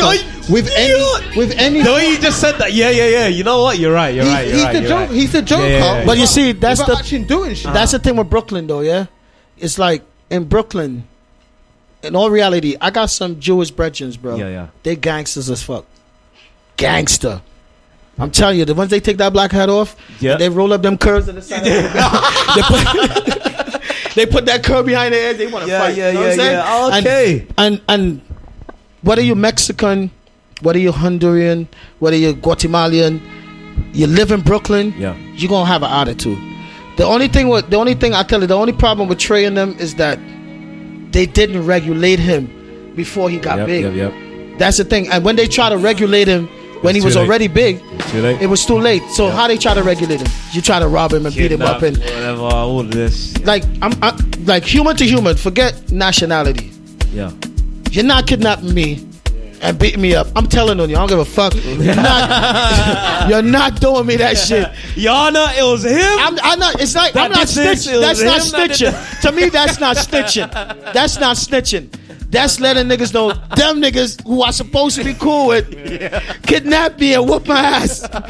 Lock them up. I don't give a fuck. You know what I mean? So I understand that part of it. But you don't bring that type of nationality into the culture and do him shit like that and expect him not to snitch. True, That's what I'm saying. He didn't come from that. So he was already scared. I'm not back. There's nothing about him I like. But if you're able to put yourself in a culture, regardless of whether you're from it or not, should not be held accountable. Of course. My nigga was screaming Trey way. My nigga was, doing the most. I mean, that's why he ended up doing the time that he did. No, but he did the time because he just told on niggas, man. That's it. If he had stayed quiet, like, all right, let me sit. I'm talking about we talking about like one my man from Brooklyn, Money Schmurder and them. Right? Yeah. Now GS9 and them. It still got dudes in time, It still got dudes inside. It still got like four more dudes inside. They still got like 3 or 4 more years on the bid, right? They respect people. People respect you when you do your time. That's what they respect. But the game changed. Listen, Bobby Schmurder had 1 week of love, and then after that, and you know what? I don't know what he's on, right? I really don't know what he's on either. I'm not even gonna talk about what's going on. I don't know what's going on. Bobby, that was a dude in your bed. My dude was in a Meat Mill music video looking like a pickup dancer, and I was like, "What's going on?" Like, Offset linked him up, brought him a plane after he come out of jail. I don't know what happened after that. After that, we don't know. The nigga was no longer a street fam. All I'm seeing, and that's what I'm telling you about. Like most of these people, as soon as you get whatever you're going viral or whatever, you gotta remember that viral thing when that dude saying "Open Gundam Style." That's how powerful viral shit got. Like super rich. Super wealthy, but don't have the training to conduct yourself accordingly in the music and business. Don't have the music etiquette to know what to do, how to do it. So you don't care. You know what I'm saying? So and Unfortunately, but that's what America sells right now. In hip hop, you don't want to go viral. You don't. In hip hop. Look at, Okay, if okay, Look, no, but let me. I'll let you finish. Let me I'll know. ask a question after. Yeah, go on. Gucci gang, Gucci gang, Gucci gang, Gucci gang, Gucci gang, Gucci gang. Yeah. I don't know where he went. His music is so dead. That's just a fact. It's facts Doesn't though. work. Oh, who sang Gucci Gang again? I forgot. Little Pump. Little Pump. Exactly. There we go. That's our proof right there. That's the problem. Listen, everybody wanna know with a twist. Listen, Go tips. he ain't going anywhere.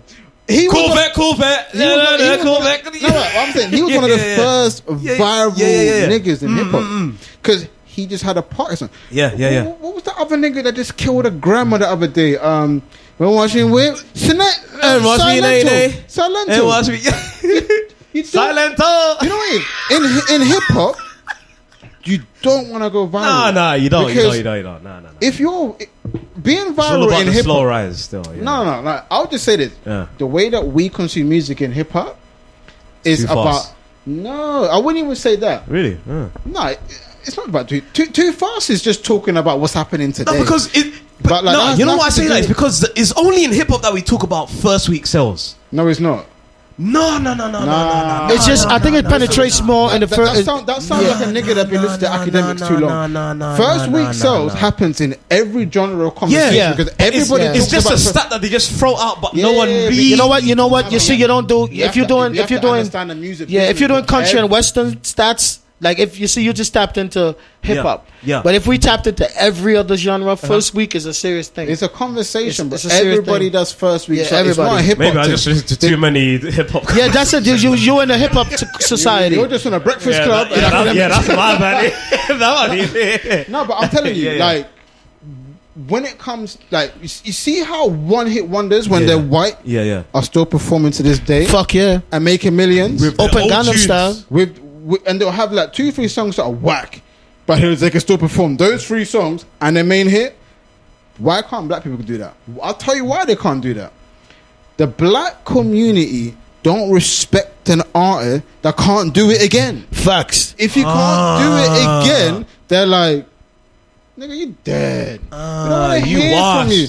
You washed. You out of here. And you know what's funny? Yeah. You can argue. Yeah. I made that joke about Little Pump with Gucci Gang. Yeah. He still had that joint with Kanye. Yeah, oh yeah. Are we forgetting That's the pump. yeah. And you know what it is? Yeah, No you're one right. brings up that song. It went number 1 on Billboard. It was number 1 for like 5-6 weeks as well. It wasn't like a 6ix9ine thing where he Yeah. went number 1 and went back to 50. Yeah. It was number 1 for For a weeks while, on yeah. weeks on weeks. Yeah. They performed it at every bloody show, afternoon show, morning show, yeah. all them joined. Yeah. Like all them nighttime show, all them Yeah. performed it every single day. Yeah. We don't even mention that Kanye shit. All we mentioned with Little Pump is Yeah. Gucci Gang. Yeah. And then all of his homies that followed after that. Yeah. Yeah. But Pump had And that's sad, you know, man, because that's to show you that, like, they would do whatever they can to put a block on it, man. On some reality shit, like they do. Like, man, when I work for Viacom, man, like I see how they mute a lot of shit, man. I see how they do it, like editing anything- for TV and stuff. Yeah, they mute. They Yeah. They dumb a lot of things down. Like, you're not gonna be bigger than Taylor Swift in that type of way if you know what I mean. It's almost like that. Like, all right, when you Google the number 1 artist in America, Yep. you're gonna get Bruno Mars. You're gonna get Post Malone. You're gonna get probably Drake in the mix. facts. All them motherfuckers ain't doing no hilly-billy shit. They all doing that urban shit that we fucking know, like the soul shit. Yeah. Who's messing with Bruno Mars when it comes to soul shit? You know what I'm saying? No one. Who's messing with Post Malone when he decides I want to be black today? You know what I'm saying? Yeah. You know, so White Iverson. Yeah. you know, yeah, so- yeah. but that's what they love. You're not gonna go past that. That's what I'm saying. You're not gonna go past Elvis Presley. That's why when the whole Afrobeat thing coming right back to that. That's why I had to say Fela, man. Like, we had Fela Kuti, man. I don't like Bob did his thing, but we had Fela Kuti, man. Like that's the fucking legend for me. Yep. You know what I mean? Yep. Like, he would do his interview in his he do interview in his drawers, my dude. Yeah, In his fucking Fela Kuti was drawers, reckless, like bro. to let you know, He I was don't a give a reckless fuck guy, about you. I'm not putting on no shirt, no pants to you, nigga. You came to my place. Give me a cigarette. quick and get all my bitches around me too. You know what I'm saying? Like, you know what I mean? So, like, those are my heroes. Yeah. Those, and black people, we're not trained to see heroes like that. Yeah. You know what I'm saying? We're not trained. We're not programmed or educated to see our black heroes. Yeah. You know what I mean? Like Burna Boy, I love him. Yeah. He's great. Yeah. Wizkid, I love him. Yep. But if they don't show homage to like where it really started, Yep. I'm not fucking with it. Okay, yeah. You know what I'm saying? I'm not, because let me Yeah. tell you something. I got Indian friends Yep. in New York. They would still go back to India, bro, Yeah. and pay respect. I got Asian friends. They would still go back to Asia, wherever they from, and learn where they from. Mm-hmm. Nobody educate us to go home and learn where we're from. You're just there. Nobody. You're in, Like, have you visited home? You're in your borough the whole year. That's it. All I know is Brooklyn. Yeah. Like, I'm selling roll. I was like, Yeah. it's weird how black people who was born in the UK and America don't have a passport. You know what? I've only just learned recently that it's actually because the thing is, it was like some sort of like achievement if you had a passport in the States. I was like, I found it kind of weird. I was like, over here, it doesn't matter whether it's a third generation Jamaican person, obviously because their grandparents moved here way before us Africans. They have their passport. Even us, obviously, Firahs has been here from Sweden and then moved to Bristol, whatever. He still has a European passport. Right. I never With changed me- it. Huh? I never changed it. Yeah. Exactly. Me, I'm first generation immigrant. I still have a British passport. So when I got my passport, I was thinking, okay, cool, yeah. So it must be a thing. Once you grow up in a country, you get your passport. But then it was only recently that I realized, wait a second, there's so many African Americans that don't even have their passport. Don't even have a passport. I'm like, I'm thinking, wait a second, don't. how is this even what? Because the system trained them to stay there and work, you know. The system trained them that you don't belong nowhere else but in America. And they don't even think, oh, you know what, all you have to do is just, because They lazy too, so they're not going to search. Exactly. They're not going to search. All Because the right. steps to get a passport in the States as well is It's simple. Like, that's what I'm telling you. Like, most of them, Yeah. most of the people who's African conscious right now in America is if Jay-Z says something about Africa. You know what I'm saying? If They're tapped into Afrobeats. yeah, that's it. They'll be the ones that go to Ghana in December. For the festival. I know that crowd still. And then the thing too, like, what I don't like too, like, I find, like, even when I was watching, because I watch a lot of documentary on Africa, like people migrating back to stuff. Like, I sit on my YouTube and I watch that shit because I want to see what's going on. Because I gotta go home. That's how I look at it. I gotta go home. So let me see what's going on. Yeah. I still find like some of the chiefs and stuff in these places and stuff. Yep. I don't care if it's because it's ludicrous. I don't care because it's PDD. Don't give them that power.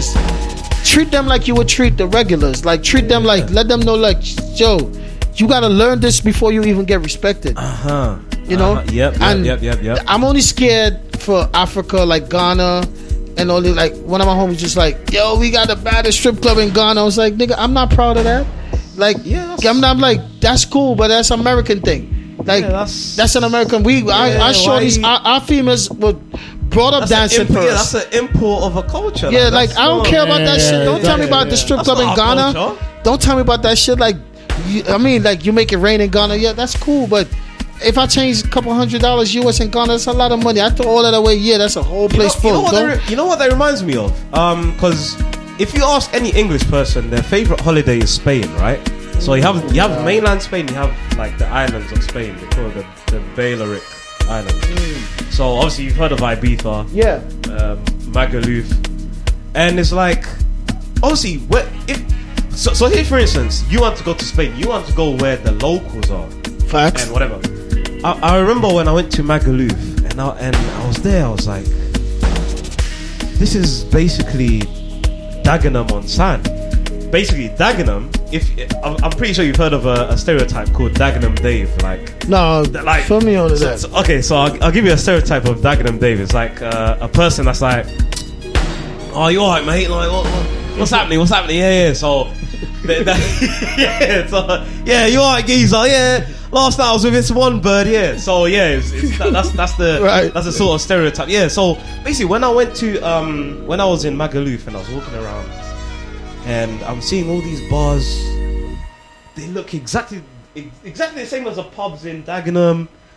The owners are English. They're people that retired from that area. They moved there. I'm like, I don't want to be here. So the rest of the week I was there. I never spent any time. Even though my accommodation was in Magaluf, I was everywhere else on the island. And the Caribbean, they do it too. They had to just stop in Tobago, Yeah. and this Caribbean island called Anguilla. Yeah, they yeah, had yeah. to stop like foreigners, white foreigners, from buying out the seafronts. You know what I'm That saying? is very important because the seafront is the most important. So- If they buy up all the seafront, finish. That's the. I mean, obviously, if you come to like poor Yeah. black Caribbean family, Yeah. and you like, I could give you like 2 mil, 3 mil, pounds. Yeah. You're gonna sell. But then when you get them, I want to ask myself, when you do get the money, where do you go? Like, where do you go? Like, You know what I mean? like, what do you do with the man, money? It's like, come on, what do you do with it? Where you go? Yeah, like, yeah. you don't have nowhere to go because you're Yeah. not educated enough to know. Okay, Yeah. I could really go back home to Africa Yeah, and yeah. create something Yeah, on a level. yeah. Like for me, if I'm talking to black people and I don't hear that repatriation type of realms, Yep. I'm not interested because I'm like, bro, the only place I know I could own buildings Yeah. is home. Mm-hmm. Like, there's no way I could do that. I was Buildings born in and land Trinidad. in a real way. Yeah, In a real way. because I was born in Trinidad. Yeah, but that's not my home. You know, I don't fit in because I'm there. I talk Trinidadian, yes, but I Yeah. don't fit in Yeah. to the status quo of how I want to be as a successful person. Yeah. Not just a black man, but Yeah, a person. yeah, So, yeah. as a person, I was like, where, as a person, Yeah. I could feel that level of success. And that level of success is knowing that I could provide jobs Yep. for not just the poor and the have-not, but people that really needs it. You know what I'm saying? Yeah, the poor and the have-not need it. But some people who poor prefer to be poor because sometimes that poor life or that poor liberty keeps you away from Other stresses.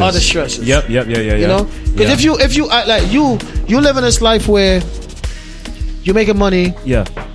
that's all you know. Yeah. One stupid shit you gotta do and lose everything, There we go. right? There we just go. one, Yep. just one dumb shit, One. Yep. and all they gotta do is like you slap a bitch. Yeah. Or not even that. Say something that upsets. The Pope, That's it. you lose everything. Yeah. You know, Yeah, like yeah. like for me, I was in the Vatican. I went to the Vatican, as a black man, as a Rasta man, where they was like, fireball the Vatican, fireball Rome, you Paul and scissors and gold. Black man. So I went to the Vatican. Yeah. It's a very beautiful motherfucking place. It is. Let's say that Yeah. because the architectural structure of the place Yep. is beautiful. I could imagine. Yeah. But then I'm talking to people that live in fucking in Rome, right? Yeah. And they telling me about the Black Madonna. They telling me about the Black Madonna. It's like, Yeah. we live in Italy, Yeah. and the Pope.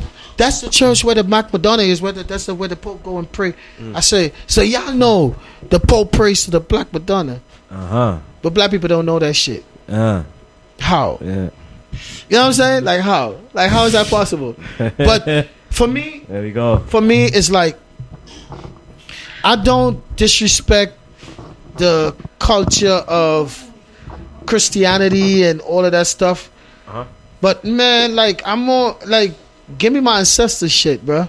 Yeah. Like, Yeah. Like I go to my parents' house in the Caribbean, and as soon as I get home and I see white Jesus, I turn that shit around. I take that shit off the wall. I like, Ma, I don't like how you looking at me. Yeah. Every time I walk this way, he look at me. I walk this way, he look at me. I'm not into that shit. It's like my mom, you know what I mean? Because the Christianity is what messed up the Caribbean a lot.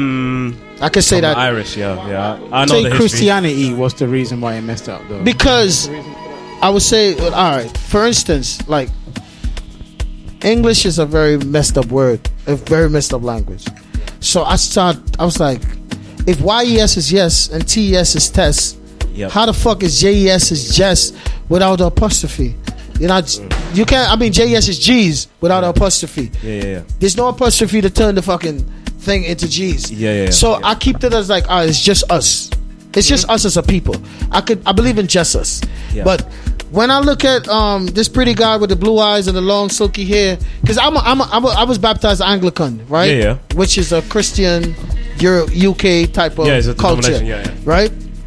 Yeah, I was an Shout out acolyte. to King Henry VIII for that. I was hey, King Henry. I was an acolyte, man. I used to walk down the church with the. Yeah. So like my great grandmother, she was so into the church, you know. Yeah. And she loved Jesus a lot. So I had to respect that. But then when I do the culture on it and I learned more about it, I was like, this is how slavery really started. Because we as a people, every human being have that consciousness to have that spiritual alignment with whatever guides you. You know what I'm saying? Whether you want to name it, whatever you want to name it. They didn't give us a chance to identify ourselves. They tell us, this is who you is. This is your God. You know what I'm saying? And like I was like, when I was working for MTV, I had the opportunity to visit a lot of these ministers who deal with tourism. Yes. So I was like, bro, let's cover spring break. Right? Spring break is like the biggest thing ever. Why don't we have like spring break happening in the Caribbean where we could like we have the whole fucking we had like about 29 hours. We could do whatever. Yeah, but why do the Christians have to call it spring break? No, but the thing is, at that point in time, at that point in time, a lot of people, no, wait, let me show you. No, I say spring break because a lot of people back. I don't want them. That why we got us name shit. Like, I'm all about ownership. Like, I like you. I feel what you're saying. I see the angle. I feel what you're saying. It's like when the niggas are talking about, James Bond should now be Idris Elba. Nigga, do you know the story of James Bond? Yeah, he's for real. a white, privileged, rich man. Yes. Nigga, why don't we make our own Idris story instead? Yes. Yeah. It's like with I get what you mean. the mermaid thing. What's it? Halle Berry? Yeah. What's that? DDG's thing? Yeah. Nigga, why don't we make our own swimming blackfish? Okay. You know what I'm saying? Okay. There is. I only say spring break to be pretty much culturally correct, right? I know what you're trying to say, but I feel like the one thing that annoys me about this culture is we're too busy trying to please. Like we're all like, there's not enough black people in this. We're portrayed like this. We're not even trying to make the content, bro. Facts. Listen, Black Panther was made by a white dude, dog. Of course. We're not even making our own like superheroes, dog. We had that black cartoon Spider-Man thing. Yeah. Another white dude, dog. Yeah, it's Marvel, cool. Like you're showing us love, whatever. But we're not the ones starting it. We're complaining. You're right. And then the white man makes it, and then we're going, yeah. But again, what you saying? Like for me, the only way I can see all of that happening is home. It's home. I can never do nothing in this land, bro. Yeah, but we're not taking our shit home. That's the problem. We build a sick. Listen, everybody knows people in our family who's got the maddest mansion back in the crib. But who do they share it with? The only people they want to see at the crib. Like, you know what I'm saying? I gotta come visit your family, bro. I need to have a conversation with them. Listen, shout out to Pops. You know, I love you, Pops. he put him on blast. I'm about to bore you right now. Lord. That is why I didn't want the hottest boy in the UK. My dad bought all of us land. I got land.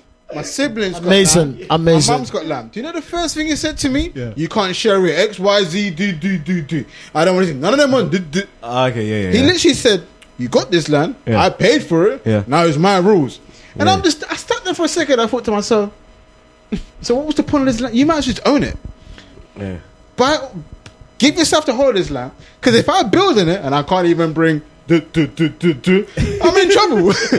It's not my land. I feel it's But actually, since you've given more context to it, you know what? No, but he bought it for the family. Yeah. I hear that. He's not with my mum at the moment. Yeah. He's got a new wife. Yeah. So he's essentially telling me, long story short, I ain't trying to see your mama's family in the crib, bro. Oh, he said the mom side of where's the land? Yeah. It's home and home. It's at home, Africa. My mum lives here. And my dad lives here, but he's got another wife. So basically, my dad is a Muslim. Right. My mum's Christian. So one day things has changed where he wanted to be a little bit like more Islamic. Okay. Like his lifestyle changed. Right. Like I was telling, I don't think it was you. Was it you? Well, I was talking about Tupac and Biggie. Yeah. It was. Well, that's how long I've been here, you know. He already went to the next day. He went. I'm still here with you. I thought it was a whole different interview, you know. I thought it was a whole new show. No, but like when I was bumping parking that, my dad was on that shit. Right. Then we moved to London, and a lot of things has changed. Like he started going to a mosque more. You know what? To me, it's a good thing. Like he didn't have faith. Like the way even that my mum talks about how he is now compared to then, he didn't have direction. Yeah. He was, he was doing what he was doing, whether that was drinking, smoking for no reason. Like he was doing things that to my mum wasn't deemed acceptable for his behavior, right? Right. Yeah. So the fact that he is who he is now, and she doesn't hate him for it. Yeah. It's just she feels like he left her because she was a Muslim. Just because she wasn't. Well, because the direction my dad ended up heading towards was now more Islam. And when my mum didn't agree to the things that my dad now wanted in a woman, she no longer was deemed good enough for him. Okay. So that he went and got a woman who would, cover up and do all the things that my mum just wasn't on. I never understand Islam in Africa, you know. I never understand it. Like I try, because all of that shit is all that Islam, Christianity. That's the white. To me, it's all white. But it's not though, because programming. They don't come from white countries, bro. They don't. Yeah, because like Christianity came from Ethiopia. Yeah, it's all from like spread from the Ethiopian unit. Like, it's not from white countries. Okay. Most of the religions that we follow are all from Asia, Africa. It's not from England and the States. Okay. The difference is, and this is the one thing I had a conversation with bare Christians is, bro, we've gone through so many topics today. I can't even lie, bro. But I love it though. I love it. Yeah, man. Yeah. Before we even get too far, nobody say too much. I'm telling you now, it's gonna get mad deep. Yeah. But we'll save it for a podcast, and we'll say. Nah, I don't plan to go further than. Okay, cool. Let's hear it. LGBTQ, right? Is in all religions is not accepted in terms of same-sex marriages, yada yada yada. Look what this country has done. They've changed the book of a religion from old school times and said, "Yo, you man can now get married in the church." That shit never used to run, bro.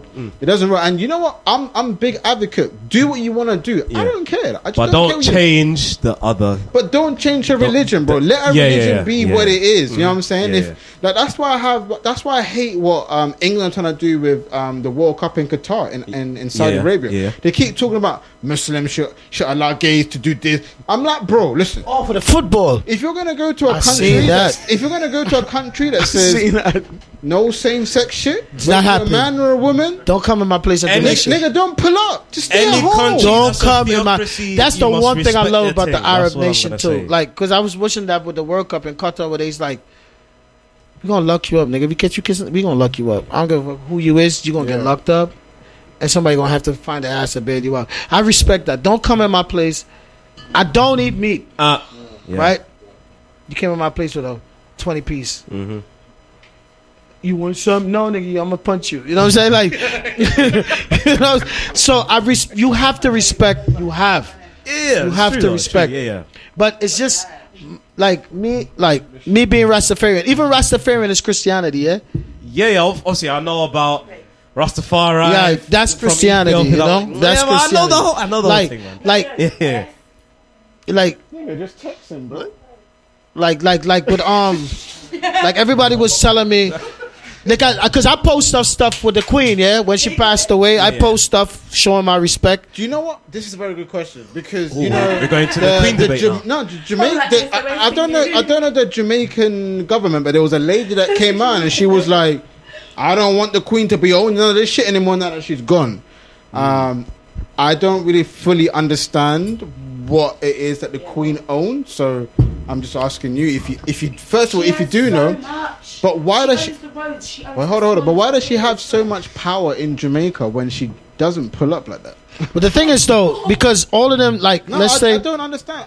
Trinidad and Trinidad got the Trinidad got this Trinidad got their independence. I hear it. It's gonna be cut off very shortly. Trinidad got their independence We were in Thailand. from the UK, yeah? Like when you look at ownership, it's just certain names, like certain things they really own they own the Caribbean basically because of slavery and all that shit, right? My thing is when people see me post up about the Queen and shit like that, it's only because the only black king I ever seen in my life on a level was Selassie, right? Selassie, yes. Oh yeah. Right? That's the only, besides Marcus. And then Marcus told me to look for, Marcus told me that. Marcus like, look to the east for a crown of a king. Marcus Garvey said that out of his mouth. So I was like, what the fuck? How is this so coincide with John the Baptist? Because John the Baptist said the same thing with Christ. Like, look to the east for the baptism of a king. It's the same exact thing. So I'm like, he cleared the way. Yes. So I was like, okay, all right. So Marcus told me to look at Selassie, right? Because Marcus is a Jamaican. I know the Jamaican. That's the one Jamaican I respect, Marcus Garvey. I used to respect Marcus Garvey before I really know about the king, to be honest with you. So then Marcus is the one who put me onto the king. So it's a parallel with John the Baptist and Jesus. Right. I was like, this is crazy, right? But then they asked me about the Queen, like, how you talking about the Queen? I was like, bro, Shorty loves Selassie. Like, I don't know what they do back in the room. I wasn't there, but she loves my king. Listen. Everyone that's listening on YouTube, you know what I mean? Human being, though. Human beings is human beings. This is all allegedly, but human beings is human beings. But I got too many pictures with him and her, bro.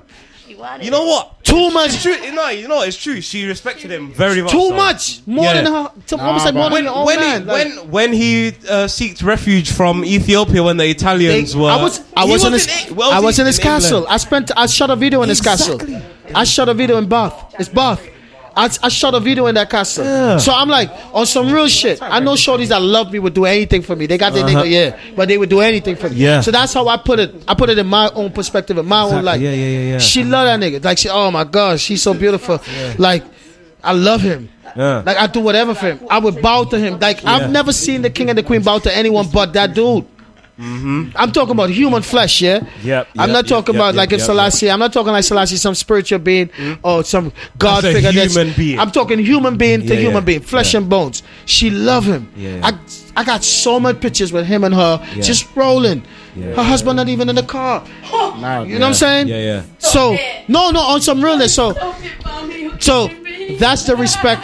I have that respect for her. I have that respect for her because I knew she loved my king. You know what I mean? So I'm like she did this, she did that. But like King McConan one time. I'm like, bro, regardless of what, I know they did this and they did that and all the slavery stuff and all that. But I've done a lot of super shit that I asked for forgiveness for. You know what I'm saying? So if I consider that man God in human flesh, right? God. Because I ain't disrespecting God. I consider him, Selassie, all Jamaicans. I don't care if you're Bobo, Nyabingi. You're going to grow up to respect Selassie. All Jamaicans. Even Christians in Jamaica. Selassie, they know Selassie. So, Jah make her. Jah make her. And the earth is a female. So I'm like, you understand? You know? Even my man had a realization. He was like, yo! So my mind was blown still. So Jah make her. Jah make her. You know what I mean? So but if Jah took his time to make that special place, and that's the one place I've seen God get respected, bro. It's the one place, my God, my three gods, because I look at, they talk about, we was just talking that outside, Holy Ghost and the Father, Son, and the Holy Ghost. Yeah. I don't know no ghost, man. I'm not. I'm not into the ghost thing. Holy Spirit. Not even. Like, I mean, my shit is prophet, priest, and king. That's my stuff. Prophet, priest, and king. So, the prophet, Marcus Garvey. The priest, Emmanuel. That's the Rastafari Trinity. Yeah, the prophet, priest, king. So, the two main people, the prophet and the priest, they both born in where Jah make her. You understand? Emmanuel. Do you know who's Emmanuel? That's the bubble man. Emmanuel Edward Charles. Emmanuel Edward Charles is the priest of the Bobo Shanti camp. I've seen a footage. I've seen a picture where Selassie is giving this man a scroll in his hand, and he's bowing to receive it.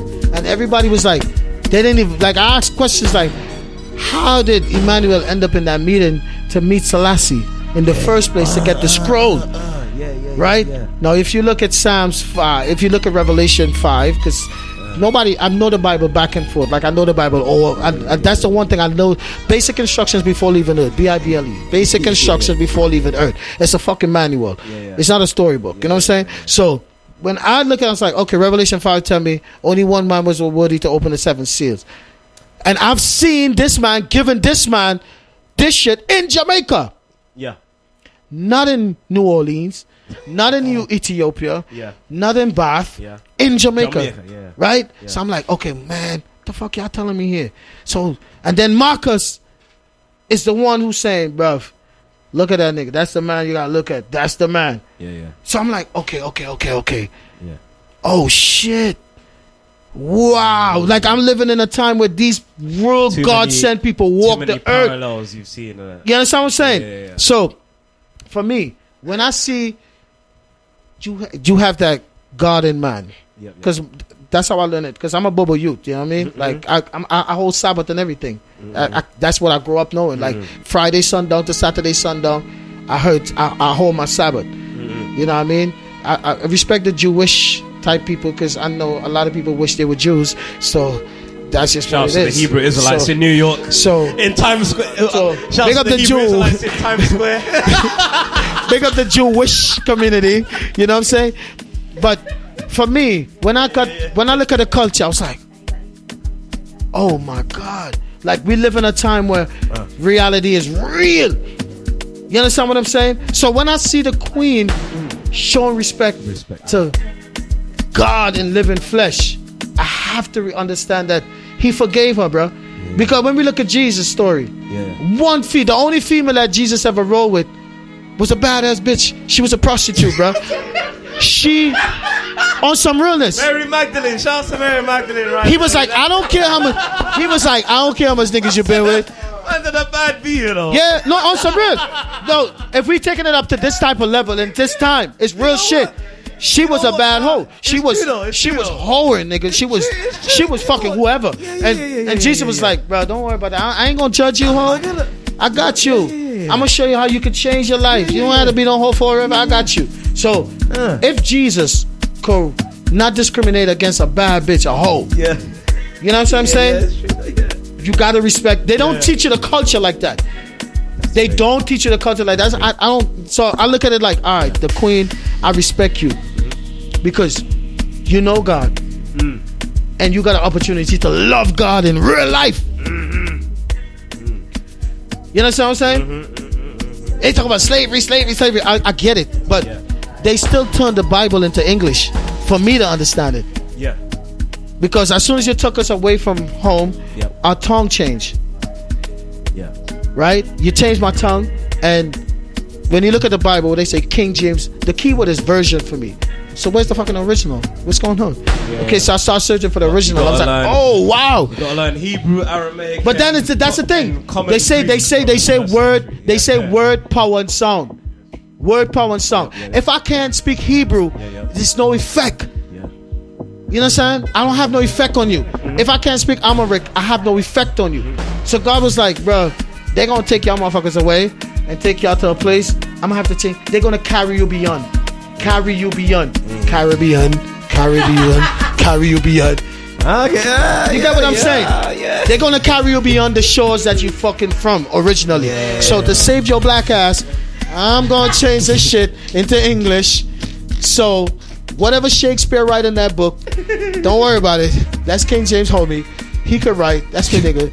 Just read between the lines. That's what they say when you read the Bible with. Like everybody know John 3:16. For God so loved the world, He sent His only begotten Son, that whoever believeth in Him shall not perish and have everlasting life. Yep. Every family on this motherfucking earth have a John 3:16. Yep. And that's the black sheep. That's the one everybody. He's crazy. Don't believe in him. He's stupid. Every family. Yep. And if they just listen to your word, they're gonna be all right. You know what I'm saying? So everything was balancing me. Like fuck, amazing. So I had to love like me. I love the queen because she loved my king. Okay, that's fair. You know what I'm saying? She loved my king. Plus, you also have to top it off with Ethiopia was the only country in Africa that never got taken over. Of course. I mean, forget that. Ethiopia was the only place in Africa that Queen Candace, Queen of Sheba, because Candace was her name, was already running the shit. You know what I'm saying? Go. Already running it. Like, and you said Queen Candace.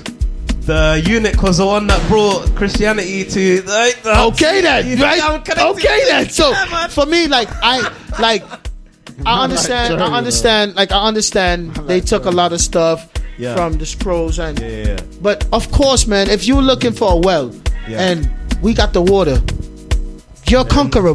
Like caveman shit, you're a conqueror. You're gonna like when I look at the story with the Ark of the Covenant and all that shit, like Jerusalem and all that shit, and all these new Jewish people, the Caucasians who went there and decided to become Jews and shit like that. I understand it. Everybody want to be in a place where reality and righteousness is set. Everybody. So that's why you would find that white people love having black friends, because we gonna tell them don't do that shit.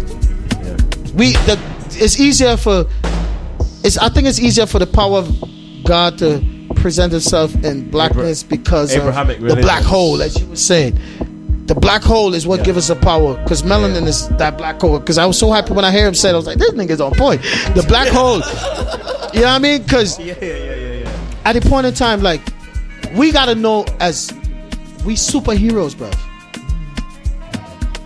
That's why they don't want us close to the White House. They don't want us close to the White House. They don't want us close to the fucking palace.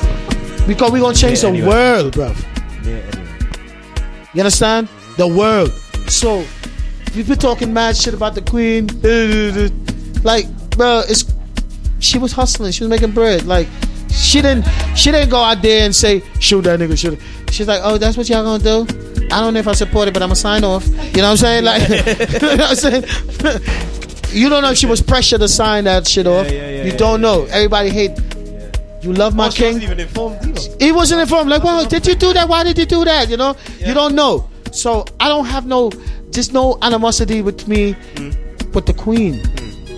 You know what I'm saying? She lived a great life, and God gave her a lot of. She lived so long. 96. Great life.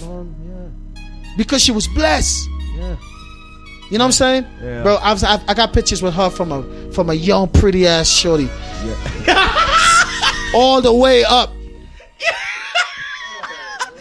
I love my American brothers, man. No, I swear, bro, sweet. I swear, I seen pictures with her, badass chick, and she's loving my king. I'm like, she's watching my king like dreamy eyes, like dreamy eyes. God. Yes, bro. This nigga is, you know what I'm saying? And he's like, nah, bitch, you can't be on that. You know, I came here with my wife, though. You know, I came here with my wife. You can't be on that shit. I know how you feel. I know how you feel. I can't lie you, man. I'm having too much fun here. I'm realizing we're about to come off air. No, we need to get out. Oh, bro, time's flies. How much time we got? Hey, we ain't even got that much time, bro. Yo, I love this, man. Hey, nigga, you know how lit today's been, right? We've done 2 people's shows. Holy crap. Yeah, we done What the Dizzy's. hell? We're on A-game show, When brother. I leave on Thursday. I go back to I got a show. I got a show in Germany on Thursday, Yeah. and I'm in Belgium. And I leave. I go to Chicago, Chirac, Yeah. and Southside. when I come back, bro, we gotta link up, bro. Oh, for sure. my God. Y'all are real. Nah, bro, I'm gonna put this Everyone now knows in the atmosphere. We should do a podcast. Now I know you're in the States mainly. We can do like a Zoom thing. We could do it. We can do it. We could do it. I say, listen, brother. Made in Chelsea. Just say One thing I respect about you, you're one of the most honest people I've ever spoken to on the mic. Like, appreciate you, man. for somebody who's been in appreciate this kind of like space of talking to artists and that, do you know like how fake everyone is? Yeah. And you know what? I was telling one of my friends a story when I was chilling with a lot of like like the BBC. And Yeah. I was talking to real industry connects, big boy act. They were sat there and told me, right? They were talking about a particular artist, big artist. I'm not gonna say his name because it's not that kind of conversation. Facts. They're telling me so and so's whack, blah blah blah, or like they don't really feeling it, right? So I'm there like, oh, okay, cool, because I'm the type of person that's always, if I don't like something, I might just say it, but if I don't like something, I'm definitely not playing it. Facts. Right? Like, why am I going to That's play just it? what Right? it is. Because Like, you're the one in charge with programming. yeah, like I don't have to publicly hate someone. Like I'm not about this like publicly shaming someone. Like done all of that. Yeah, listen, yeah. if you want to do that, it's cool. That's on whatever, you, bro. We whatever. live in the alphabet But if you world don't right now, like you know. something, just don't pretend to like it. Yeah. Do you know what I mean? I will respect you more if you're just silent and don't play it. Fam, this dude, yeah, not only interviewed this artist, yeah, I have to quote this nigga real quick. Did you know what he said? You're one of my favorite artists I've ever listened to in the past 2 years. That was literally his quote. And the whole time, he was all the boys in the group chat are like, bro, I swear this nigga just said he wasn't feeling him. His bars are dead. His flow is whack. But now because he's got like 10 million followers, he's now telling him, oh yeah, you're the guy still. Yeah. We're just there like, what was the point of that conversation? No, because honestly, man. I always say, I do music myself. I'm also an artist.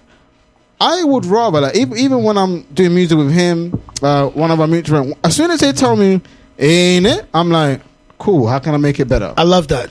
That's what I would rather hear. I don't want to be told that my music is the shit. If it's not the shit, just tell me it's not. I love that. Because as soon as you gas me, I'm gonna get gassed, right? So I might be promoting this one tune that's probably the deadest song of all time. In the street. You know what there? Or you know or the worst one is when you pay for that shit engineer, right? Who can't even mix your vocals correctly, but because I Shout out to all the great engineers out there. and you know what? I did put out a song that was really mixed bad when I was very early on in music. Very early on, it was mixed terribly. I didn't understand how bad it was. So when people told me it was bad, at that time I was told, oh, but sometimes people just don't like your music, so don't always listen to what everyone says. So I went with that. But then as soon as it came out, everybody, even the people that I thought would like it, was like, yeah, the song's cool, but that mixing though, nigga, how much did you pay for it? And then when I told them, they all looked at me like, nigga, you crazy. You might as well take a girl to the Shard for £300. I spent P. I did a video for it as well. Like, bro, I spent P. The studio session was like £100 an hour. What the fuck? Where are you recording? In the Buckingham? Nigga, it was at his crib. You sound like Abbey Road Studios. Abbey Road. To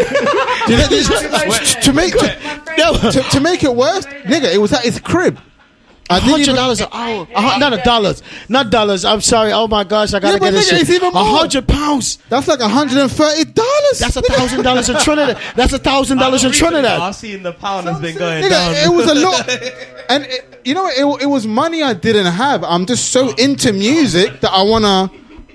But most of the time we spend money we don't have. Most Yeah. of the times. Listen, Most of the times. I'm just Social serious. currency, I'm just social serious currency. about anything I go into. I'm serious. So if a nigga, if I think a nigga is good and he said that's the price, I'm gonna do everything I can to afford that price. I feel you, man. You get what I'm saying? So it was a stupid amount that I spent on this one song. Listen, this Was song. the engineer black or white? Mixed race. Oh my God, that's a scary. That's scary right there. He was definitely So he don't know what. He don't. His attitude changes. Listen, my nigga was using the white side of his engineering. Yeah. You know what I'm saying? Yeah. He forgot I was a black Afrobeat artist. My nigga engineered me like I was Taylor fucking Swift, nigga. I don't know what was going on, but it's like, my goodness. It's one of those things like when you care about something and you don't feel like, I didn't understand it in this certain time. I didn't know what autotune really was. I didn't really know my voice was. Like if you listen to my first like 10 tracks, they all sound different. They're all bare different engineers, blah blah. But now that I found that, like he engineers most of my music. I like Joe. Shout out to Joe in the building, man. When he engineers it, There you go. Oh, so you're the engineer now. Aight. No, but on some real though, like I appreciate the fact that you're honest, because nobody in the world, most people I know, even in the States, they shit could be as whack as fuck. yeah.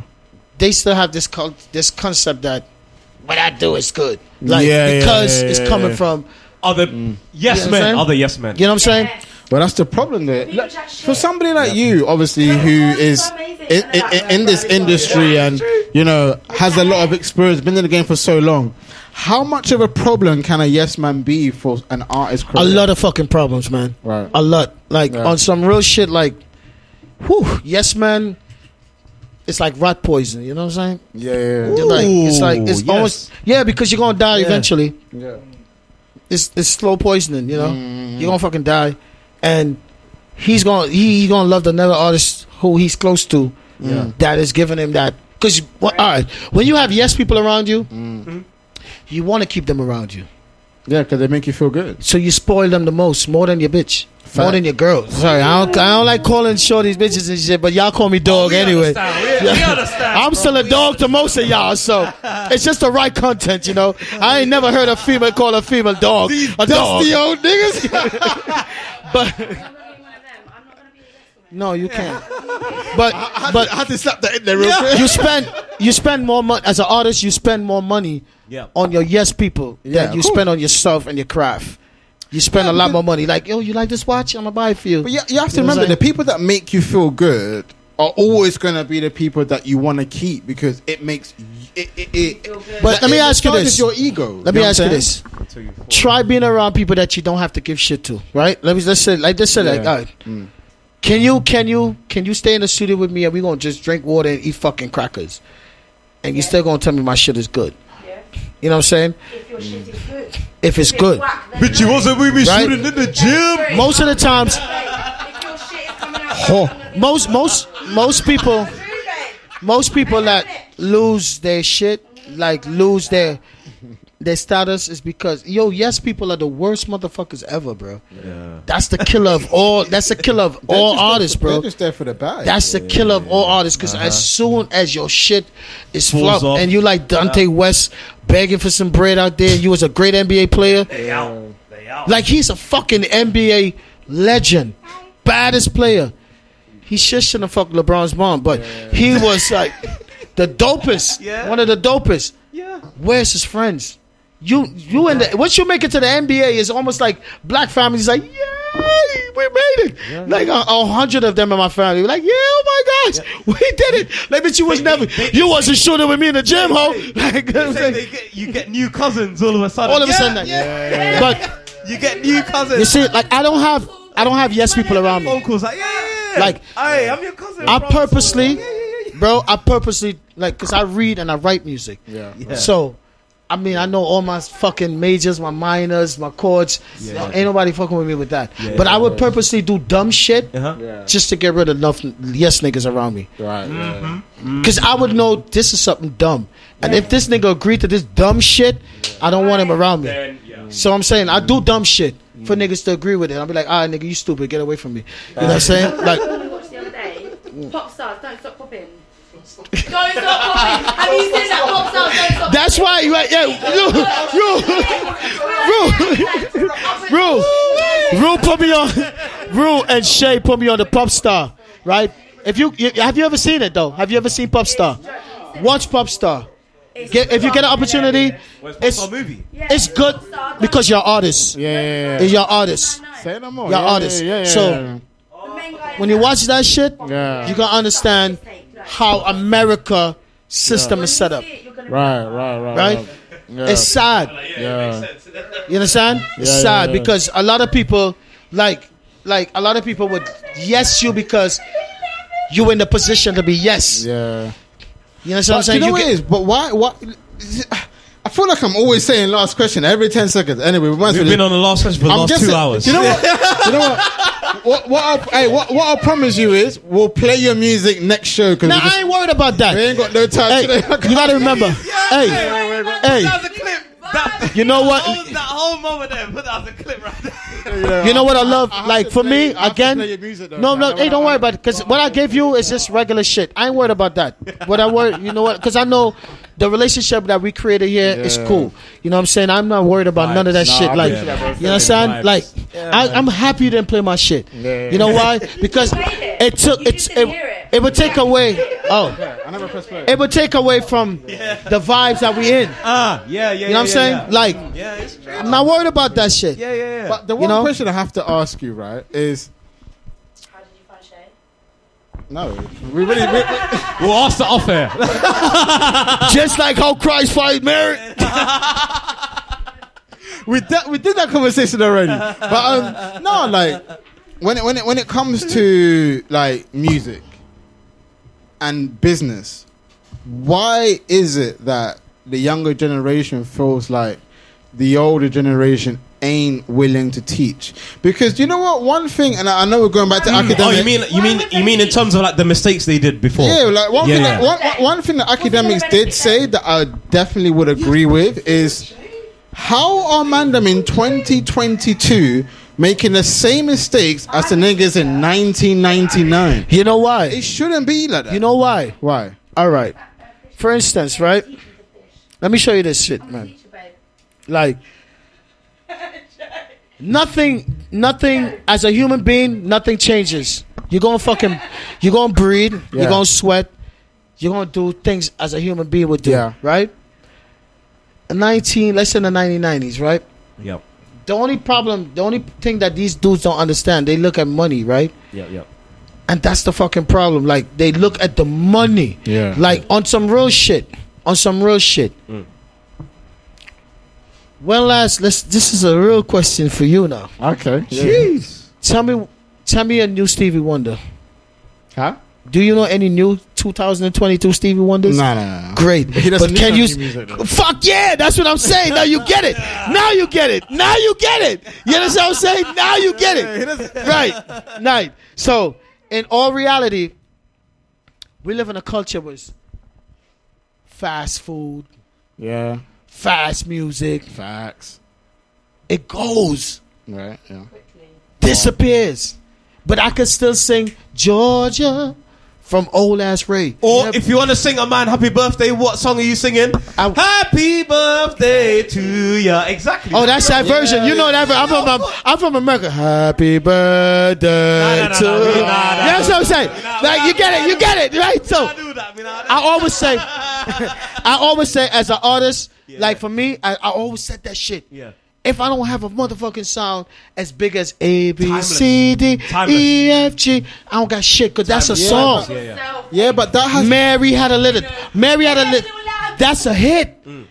Jingle bell, that's a hit. But they didn't have SoundCloud back then, though. That's the thing. There was too many... There's too many people doing music now. So. My kids is going to grow up and sing Jingle Bell, Jingle Bell, Jingle all the way. Somebody wrote that shit. True, but somebody they didn't upload it on SoundCloud. And that family. No. Let me tell you something. That family is still getting paid. To this day. That family is still getting paid. Yeah, but Mary had a roll. Them motherfuckers getting paid. Yeah, but that has nothing to do with why the business side of music. But that's a white side. Because ain't no black dude ever saying roll your boat or twinkle twinkle little star. You know what I'm saying? None of them.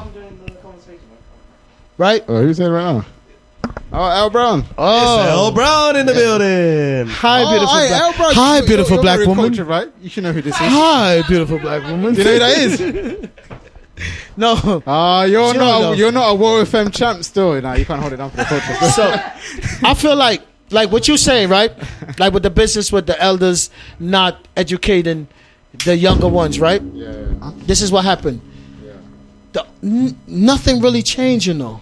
The pressure is still the same. The only thing changed is that we drive Teslas now, and we can plug our shit and charge it up. But it's the same shit. We got central AC. We don't use a fan no more. But the human being is still going through the same conditioning as before. Yeah, but that's it's not only really in the black community, because I can still hear say what you're ABC, saying. But then jingle jingle But bell. then you have to admit then that our community aren't willing to teach the new ones, because the fact that the mandem in 2022 are still in the same contracts from 1999 are still Doing the same getting mistakes and still making the same mistake shows how much we are not willing to teach the new generation. Black people don't like Why? change. We don't like change. We not like. Not, I won't say all black people, Yeah. but people on a whole Right. don't really like change. True. Oh my gosh! Well, we got to line up for a bus now because I'm rushing for that motherfucker. Why I gotta line up now? You know what I'm saying? Yeah. We don't like, because I was telling her, Morden is the only place in my life I've ever seen people in a queue. File for the bus. Right? Which ends? Single file. Wait. In Morden. Out in Morden. Line up single file for the fucking bus. How? He's like, what is this? And I was like, I don't know. Right? Imagine I had to ask her. I'm seeing a legal. Well, I don't spend enough time in Morden. Professional line. I'm like, right? Now, if imagine they bring that change to London Bridge or to somewhere else, Street. like now we all have to line and queue, and the first in line get the bus. That's scary. Yeah. Now, to be fair, you know what? In Canary Wharf, they actually line up and the tube station. Like, that's That amazing. was the first time I ever seen that. You know? That's amazing. But not, let's say they bring that. All right, I'm in Brooklyn. I'm from Brooklyn. Yeah. I'm from Brooklyn. Yeah. When I get downstairs in that train station, I don't give a fuck who's in front of that door. I do not care. I'm getting in that door. I just came down the stairs. You By mad? any means necessary. Yes, sir. Because I gotta use my nigga card. Yeah, You know what I'm saying? Like, But do you lot not see In what's Morden. going on? This is the maddest thing. I literally just asked you one question: why we can't teach the mandem? You lot then started talking about why we can't even respect our culture. Like, we're all talking about, oh man, I can't even. If I see two Negroes outside the bus, oh hell no, I'm still jumping in front. exactly. You that's the basically answer just then. said So that's the answer then. white people are more kind to their own culture than we are to our culture. And that's facts. You basically answered my question. And that's facts. So you got the answer then. That's Yeah, facts. we can't teach ourselves because we want to keep the information for ourselves. And that's facts. Whereas white people are willing to share their information. You know why? All right. answer, right? Listen So to me. That's Listen. an L. You know that's what? an L. The only There's a reason why we don't progress and they do. The only if we talking like people and different textures of skin or whatever, Right. like, bro, I got 4 baby mothers, man. Like, you know what I'm saying? Like, Oh, Lee, you know, bro. I got hell. You know what I'm saying? So, You so out here, bro. I got 4, and all them shorties gave me girls, like, just to teach me a lesson. Like, I don't have no boys with these motherfuckers. Like, It's like, so for me, it's like we not gonna really understand that culture of like obedience, right? And I don't think we should. Even why we here, we shouldn't. Fuck that shit. What am I obedient for? Yeah, of course. Like, like you still didn't give me my 40 acres and a mule. Like, what's going on? So I'm gonna take it however I want. The line is long. Fuck that shit. I'm jumping the line. I don't give a fuck. You mad? Be mad, nigga. Go tell the Pope. That's how I am. You know what I'm saying? So we don't have that culture to be disciplined because you robbed us about that. You robbed us away from that discipline. And then the only sad thing is we pass that on to each other. Right. That's the sad thing. Like we indisciplined to each other. We disrespectful to each other. So then you see for yourself then, obviously you obviously working with Major Lazor and whoever, right? Do you see something different? Even with Major Lazer, but do you, not this. No, but before you carry on, but Even with Major fucking Laser, I gotta talk about that. are you sure you want to do that right now? Yeah, even with Major, even with Major Lazer, because I be telling Washi the same thing. Like, cause Washi was, if you ever heard of a song called Black Chinese, right? That's what Washi and my other dude, Black Chinese, they big song in Miami. I'm like, you was Black Chinese way before you link up with Diplo. look at this shit now. Diplo got Major Lazer, right? Diplo still got fucking him and what's this other dude? The one with the, oh my god, he's a producer too. Like Diplo and him, Jack U. Yeah. Jack U is Diplo and Skrillex. Yep. Right? When Diplo and Skrillex is on tour, you don't see fucking Washi. This kind of shows they don't do. It's not the shit that Washi and them do. You know what I'm saying? So Diplo knows he could take it aside and do the Caucasian shit with Skrillex, and they're not getting the same money that Major Lazer gets. Skrillex get more money than what Major Lazer gets.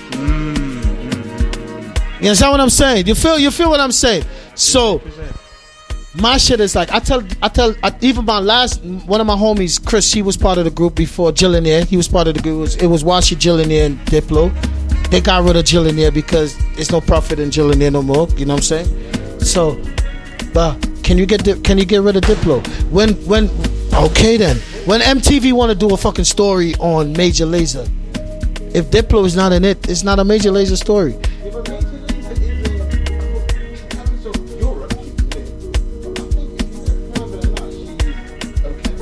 But yeah, it's okay. But again, still when. For me, knowing you work in Major Lazer is big. But if Charlamagne know that, he's looking at it like. Yeah, it's regular. That's regular shit, right? But still, all right. Diplo got one of the biggest Beyonce shit. Who run the world, girls? That's Diplo's joint, right? I work for White MTV. Oh my gosh, I work for Viacom. Right? So BT had its own shit. When I saw BT came under Viacom, I was done with Viacom. I was done. I was like, it's no more? Yeah, I saw that shit. I was like, damn. Like, oh my God, can we have our own shit for this 1 minute? We're gonna give it to you, 6ix9ine. Just 10 minutes more. None of these things are owned by us. We have so much power, right? And it goes back to what I said. When Kanye West brought out Tidal, none of us wanted to jump on it. We was like, nah, Spotify. We prefer what the white man. Because we afraid of change, bro. I don't even think. You don't think so? You don't think we scared of change? No, I wouldn't call it change. I think what it is we look at what I feel like the majority of the people look at what looked superior. And this is the conversation that I brought up earlier when I was talking about superiority. Difference between Kanye and Jay-Z, right? Yeah. Because Kanye dated Kim Kardashian. Yep. We look at Yeezy, and not all of her, but it's superior. Do you know how many of our parents know who the Kardashians are? Facts. They look at that like it means something. Yeah, my mama knows from the days that they were on Channel E and that. Yeah. Some look at her like. You're right. You so much to me. I asked my mama the same thing. I was like, how you know about Kim and you don't know about Black China? You know what I'm saying? Like, how does that make sense? Like, it's not You know, she's just like Kim. You know, she just like Kim. Huh? Do you know how many people don't even know that? I know, but for me, I didn't know who Black China was until like he told me. Who told you the black guy? Who told you the black guy? I didn't know. I feel like I live under a rock. I don't know what anyone looks like. I don't know anything like that. But I knew about Kim Kardashian because she married fucking Kanye West. I didn't know she had a sex tape until after. Oh, you didn't know about Ray J? No, I didn't. You told me about Ray J today. But because of Ray J, it's because of Ray J her parents is rich right now. It's because of Ray J. You know, because of Ray J. Well, her daddy was just a. Well, her daddy was a. But her daddy. Where did her daddy get fame from? Famous, a black man again, OJ. The famous because of Ray J, not rich. Yeah. He was rich before. He was an athlete. It was a double gold medal. Oh, her father? The Kardashian? Bruce, yeah. I'm not talking about. But Bruce is not a father, though. Bruce is not a father. Kardashian, yeah. We talking about, yo, look at you. Look at this dude. Look at this dude. He already giving jacket to Bruce. He giving jacket to Bruce. Damn. Her father is Rob. The programming is real. Programming is real. Her father is Rub. Her father is Rub. Let me tell you something. Look at this. All the dudes. Look at them. Let me show you one thing before we leave. All the dudes that defended, all the dudes that ever defended OJ, all the lawyers that defended OJ, all of them, they all fucking dead. All of them dead. Right? Yeah. Right? Look at this.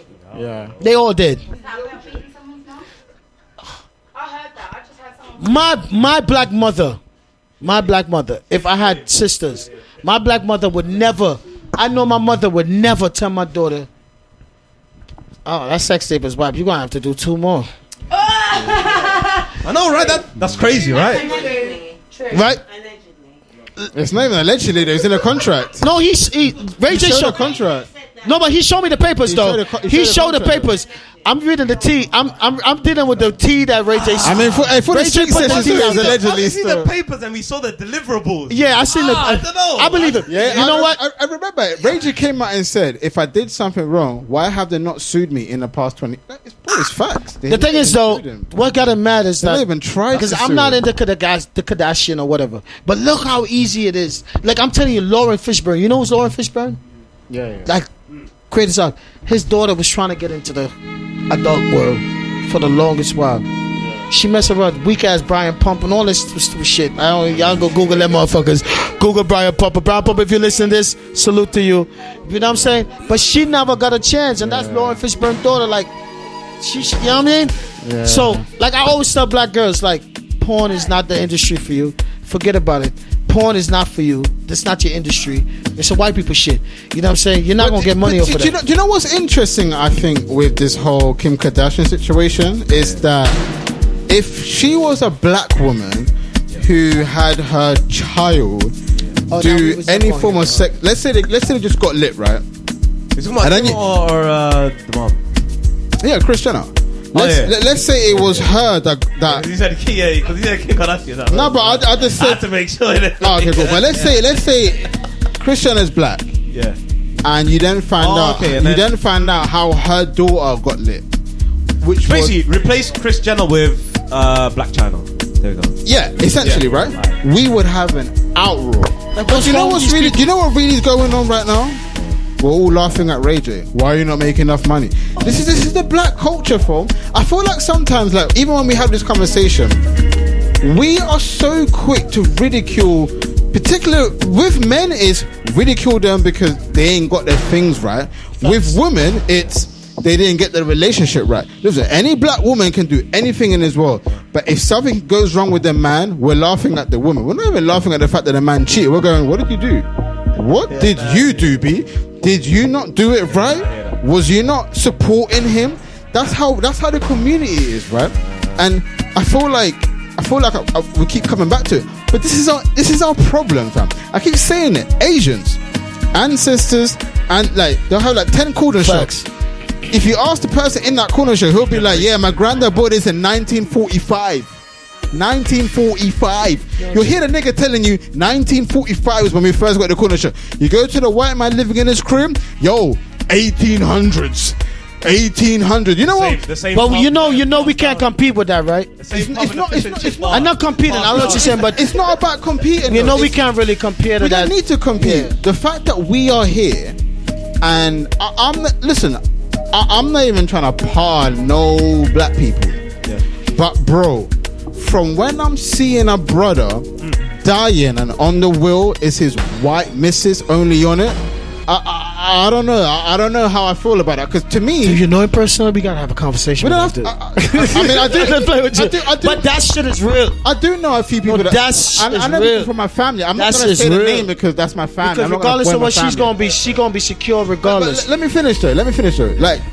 Like we as black people don't know how to stick together. All we know is how to compete. Like, listen, we can all live in the same hood right now. Yeah.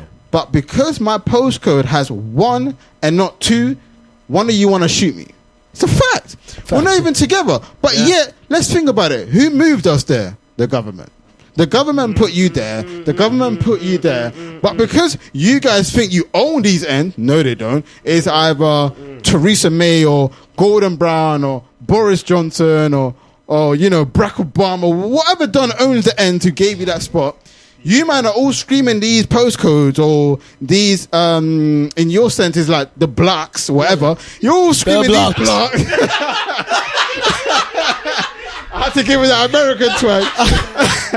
I feel you though. Americans, the black Americans. But to get what I'm saying though, like we claim ends that aren't even ours, and then when Mandem dies, R.I.P. Yeah, listen, and then tomorrow morning in your music you're still talking that same gang talk. Facts. But then you're claiming that you don't want. Like, it doesn't make no sense, dog. Like, make it make sense. It doesn't make sense. No, you're right, and that's the thing. It's by design though.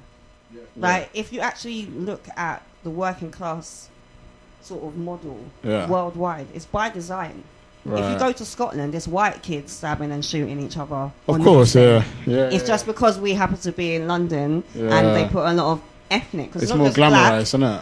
Yeah. A lot of ethnics, because there's Turkish youths stabbing Turkish youths. There's a lot of things that go on in the world that are not publicized. But they ain't popular like us. That's just the thing. We the shit. You know what I'm saying? We the shit, bro. That's just it. We the ice cream of the fucking flavor, man. That's just it. It's about poverty, though. That's all it's about. It's not about race. It's about poverty. But you know what, though? If you put a whole heap of white people, and Asian people, and there's poverty. But the thing is, though, all right, let's talk about. I know we're about to be over. Let's talk about poverty, right?